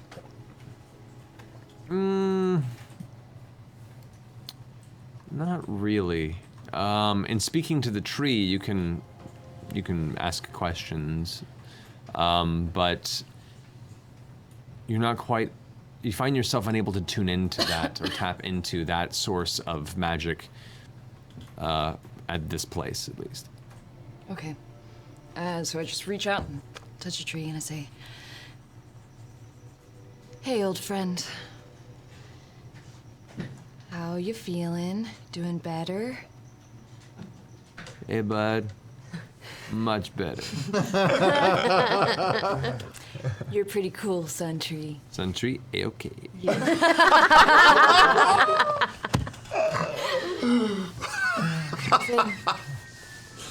Hey, Sundry. Yeah? I was just wondering if you could tell me anything about this terrible cancerous tree in the Feywild. If you knew anything about it, he might be like your brother Tree or cancer? something. What? No, okay. There's this tree in the Feywild, and it might have a man living in it called Fenthras, and no, sorry, that's the name of the bow. Bow is in it, named Fenthras, and it might be a really sick tree. Can you tell me where there's a really sick tree, maybe in the Feywild? That sounds sad, but no, I don't know a tree like that. Sorry. I've been here in Whitestone since day one. Want to play hacky sack? So I graduated from Berkeley, made my way to Whitestone. My twig, smoke the dude. Barkley. Birkenstocks. Yeah. Cool. Birkenstocks. I like it. Hey, Sundry. Yeah. You apparently kind of live in the middle of all these arcane ley lines of the world. Yeah. How far do those stretch? Like, where Long way, Kiki. Long way. Can you kind of give me like a rough idea? Of like, do they go to the other side of the world? Can you kind of stretch all over the world? Nah, just right here. Pelor put me here for a reason. Who? Paylor? Yeah. Right. So you're not like a natural tree. You're a tree from the gods? Sure. All right. Well, anyway, you're really awesome, Sundry. Speak for yourself, Kiki. Yeah, you're so cool. Okay, well, it's good talking to you. You too. I'll walk through you soon. Okay, bye. And then I leave. I want to make a once over on Vax and make sure that. So you did. You got all the blood off them. What are you doing? Yeah. I I mean, took we a got all bath. cleaned up for tonight. I just want to make sure you didn't ruin it by Yeah. keeping some of the blood in your freaking hair. Don't I look all right? I'm fine. What's your problem? Nothing. Just All making right. sure you're doing all right. Yeah. All the blood's gone. Yeah. You're great. It's all gone. I'm doing much better. Good. Much better. You ready for the Feywilds? So fuck no. No, not ready. But you know, we can do it. So, Walk over to Percy. I was about to walk out the door, but if you're walking, Before you leave, I whisper in your ear. You still have a little blood behind your ear. do you want to take a walk with me? Sure. Take a very quiet walk around Whitestone. I want to pass all of the temples that are either still standing or destroyed in stone. I want to just take a temple tour, not stopping, not talking. I just want to see what they look like. Palo looks good. The one in the cemetery? One in the cemetery is still under construction. That one needs a little more work. While in the cemetery, I assume that it's still a mess. Most of the graves have been refilled. Corpses have been brought back. Most of the dead that were, brought forth from the previous owners have been returned. It was one of the first order of business that the people who live here did was to return their families to the earth. There was a couple Lord's crypts in there. Was there an Anders family crypt at one point? There would have been, yeah. So, cool. All right. I'm going to walk back to the castle with you in tow, and I'm going to find Zara. Okay. Are you going to tell me why you went and saw the Raven Queen? Yes, come. All right. You come back to, to the study where you originally found Zara. She's still there poring over books, but is now half asleep. Like, she's a little candle that's starting to, flicker out, and she has her feet up on the desk, and her tail's kind of curled up, and she's, falling asleep into the book as you walk in. What? We all need sleep sometimes, hon.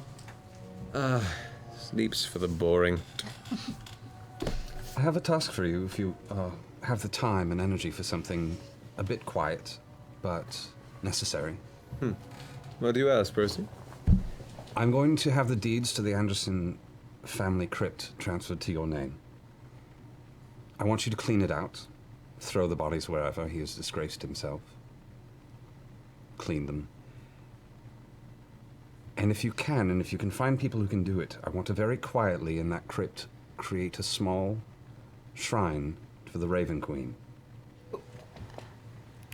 This will help, and I bring out the vial of blood from the pit.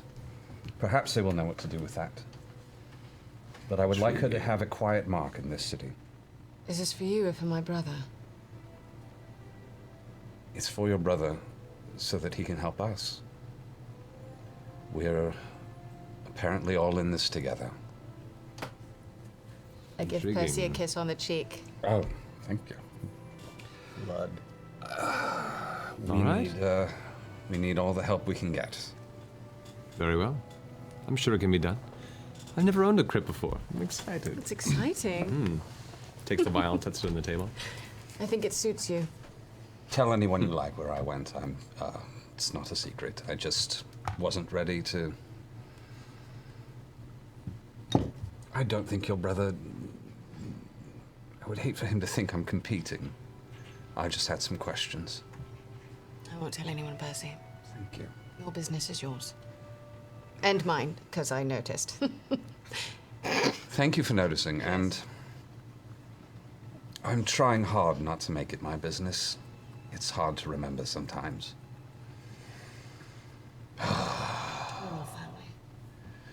That's awful, isn't it? I'm going to go to my room. Oh, Percy! Yes. Sorry. If Zara wanted to make some dragon arrows, could she use stuff here in the castle? I'll talk to my sister on the way out. I'll write her a letter and see if they can. They may have to delve into our materials for it, but I think it will. Yes. We'll talk about using our materials for such a thing, and yes, we'll talk to her about that.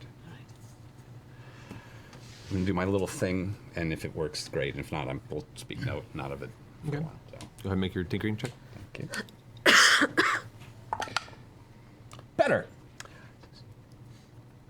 30. That'll do. I craft a brooch. It's not even a brooch, it's a clasp. I had built pieces of it earlier on in the game for the last few weeks. I've been working on this. I had taken the raven skull that you gave me and made a mold and poured melted silver into a silver bird skull. Taken a ruby and set it behind it. Built it into a clasp that does not reflect. And in it put a satchel.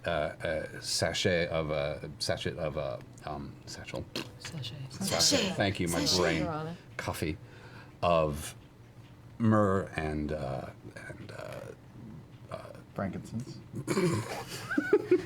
Myrrh, sandalwood, and opium and dragon's blood. Not real dragon's blood, but dragon's blood. True blood. Sap. It's a sap. It's a tree sap. Put the whole thing together. You've had opium this whole time, and you haven't. It's not like it's just pop. What does it do? What does it do? You will find out when I present it. All right. Everyone else going to rest? So I ran out of dinner super fast, and I ran outside of Vax's room, and I took the jug, and I whispered into it, oil. And I poured 1 quart of oil on the ground outside of his door. Looked around real quick. Is there anyone in the hallway? Make a perception check. 10. Looks clear. And I run away. Alrighty. That was super awesome, and I can't wait to see the outcome. But before that happens, I was standing right here when these two walked off, so I'm waiting in the exact same spot for my sister to return. A lot of time passes. It's fine. A few hours pass before she returns, but she eventually does. It's all right. I might have Are done you a little. still here? You should Yeah. go to bed. I will. I took a little bit of a nap. In the dining hall. Yeah. All right. You're a grown-ass woman and you're twice as strong as I am. I So know. your business is your business. Just, both eyes open, yeah? Always. I'm very perceptive. Don't do that to me. 2 wings. Please don't ever do that I to love me you again. so much. And if you do, you will never use that wink on me again. It is not for me. All right. Just, he's charming, but both eyes open, please. I don't know what you're talking Yeah, about. the fuck you don't. Gonna go to my room now and see if I splat on the floor. All right, make a perception check. Big money, no whammy. I'm praying for you. Sorry, buddy, it's a 31. As you approach the door, you look down and see a smear of dark reflective oil across the walkway about 2 feet leading up to your room. You guys have a cluster of rooms in this long hallway, and it arcs around like an L. So you guys are in like this big L of all your rooms kind of scattered throughout. How thick is it? Is it viscous? Yeah, it's pretty My slippery. hand in it. Does that stay? Oh, the hand stays for a minute and goes away. Yeah, it's pretty thick. All right. Also has a fume to it. Okay. I'm gonna scrape a bunch of it up just into my hand, so I have a big handful of it, and I'm just going to go to Grog's room, and I'm going to slowly, just at the door, take time to write, Grog smells like farts. And I walk by as he's doing this and say, do you want help? You know he can't read, right? I picked specifically small words. Poo. Well, he can read that. Then I draw. I tell you what I do. Pull down my breeches. And I put the oil on my butt and I go. Little butt print. Little signature. All right. Well done. Preschoolers run amok in the Get busy living or get busy dying. All right. You guys all get to bed? Anything else when we're done? I just told Pike she looked real pretty tonight, and I Thank go you, back Stan. to my reading. Okay. You guys all find yourself back to your respective rooms, resting for the night. Some doors adorned differently than others. Partway into the evening's resting, like we'll say the wee hours of the morning, post midnight or so, your door opens slightly, Vax. And you hear a little on your door. Yes? You look over and you see Gilmore pop his head in with a soft smile. He goes, I'm sorry if I'm waking you up. It's all right. Here, and he takes produces what's like a folded pile of material and throws it at the foot of your bed and goes, come back, I made you a gift. Put it on, come walk with me a while. We have a lot to talk about. I open it up. It's a very well-crafted silk robe of like dark blue and black, beaded, nice against the skin. It's a really, really nice. Give me a minute. There's a wooden screen in the room. I go behind it and I wipe any oil stuff on my That's fantastic. Looks all right. All right, and I put it on. All right. He just waits for you patiently in the hallway. Sure. So he just kind of begins walking along, kind of puts his arm out to you. Hey. Take his arm. You guys walk up along the hallway, leads you to a staircase that leads up further, and he goes, I know a lot has happened these recent months. I've been watching from afar, keeping tabs on your journey best that I can. But I still know so little. And you ascend the lengthy staircase and you make your way to the higher floor. You eventually open an intricate door and walk out onto a wide balcony in that tower that overlooks the grounds and the castle before you. The beautiful moonlight, the night air. You see the moon is nearly full, and the white light illuminates the densely forested countryside surrounding the castle. He kind of closes the door and walks up to you at the edge of the balcony, looking over it all, kind of elbows on the edge. Some time has passed, Vax, and much of the world moves on to newer, greater threats. But true pain never really heals.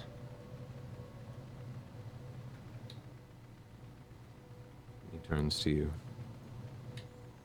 steps up to you, looking you close in the face. You hurt me deeply.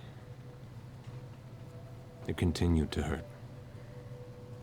Agony. For weeks.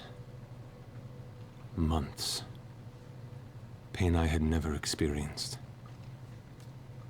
It's all I can think about. Can I make an insight check? You would if you had time. Oh my god! I knew it. No! The pain hits you suddenly, before anything else does, as you're lost in that face and the sudden feeling and sensation of terror and horror. You suffer 18 points of piercing damage. And I need you to make a Constitution saving throw. Oh, that's my specialty.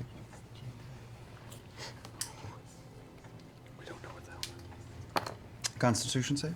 Mm-hmm. 11. You feel the poison. I'll use luck. Roll again. 18. 18. Okay. You feel what should be a pulse of poison hit your system, and you just manage to fight it off. As suddenly you look down, and there is Gilmore holding a blade thrust into your stomach. Your robes now beginning to fill with crimson red around the wound.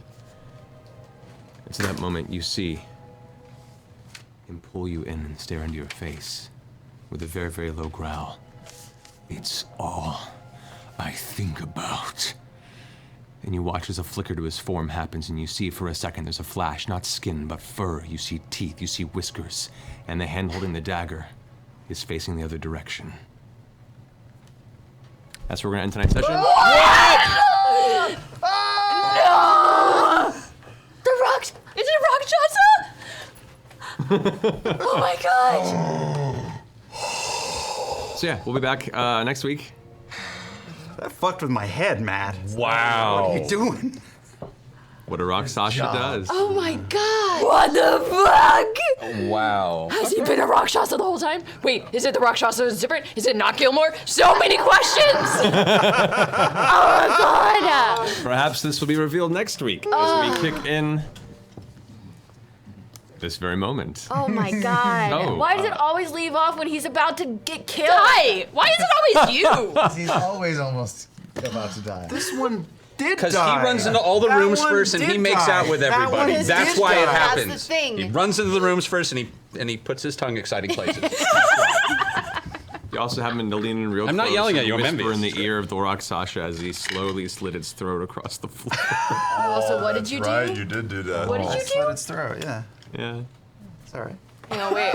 It just wants to come back and show you the same love. Okay, so it's not. Anyway, Wait, guys. did you get the final blow on the Rakshasa? Yeah. In the yes, the I Slayer's did. take? Yeah, I cut his throat. You cut his throat? And you said something shitty to him. He threatened my family, and I said, "Say something about my sister again." And Oh, I slit his nice. throat. Yeah, that was a good moment. Oh shit, but he Shit's about was to dead. But he was dead. What the fuck is going on? Was he? Did you chop him up? If that's not Gilmore. No, because I'm not a psycho. This is exciting. This will be interesting next week when we kick in. There's a fine line between psycho and practical. Yeah. Shit. I did would not say see that chopping coming. someone's Oh, man, I body didn't up would might be psycho. It's not psycho if you drive a very small car with Nicely not a done, lot of Matt. transport. Nice, Matt. Nice, great game. Raven Thanks, Queen. guys. That can be the name of the episode is Yas Queen. Awesome. Well, guys, we're going to go ahead and get home and rest. Hope you enjoyed Is there gonna tonight's be- episode. Is there going to be one more giveaway? Is there Are we doing another giveaway? a giveaway? There was 2 loot crates, one. We'll do a giveaway afterwards. Okay, we'll do a giveaway afterwards. Nice. Okay. Perfect. So one more DX Loot Crate box coming your Loot way. Crate. Thanks, Loot Loot Crate. Crate. Thanks, Joe Matarera, for Thanks, the Joe. art. Thank you, Awesome. Oh, it's so cool. Thanks, Critters, for being awesome. We love you. Hope you guys got to enjoy our silly E3 couple hours we did earlier on GameSpot. I'm sure that'll go up soon anyway. But Yay. anyway, guys, we'll see you next week. Until then, rest well. And is it Thursday yet? See you then. Yeah.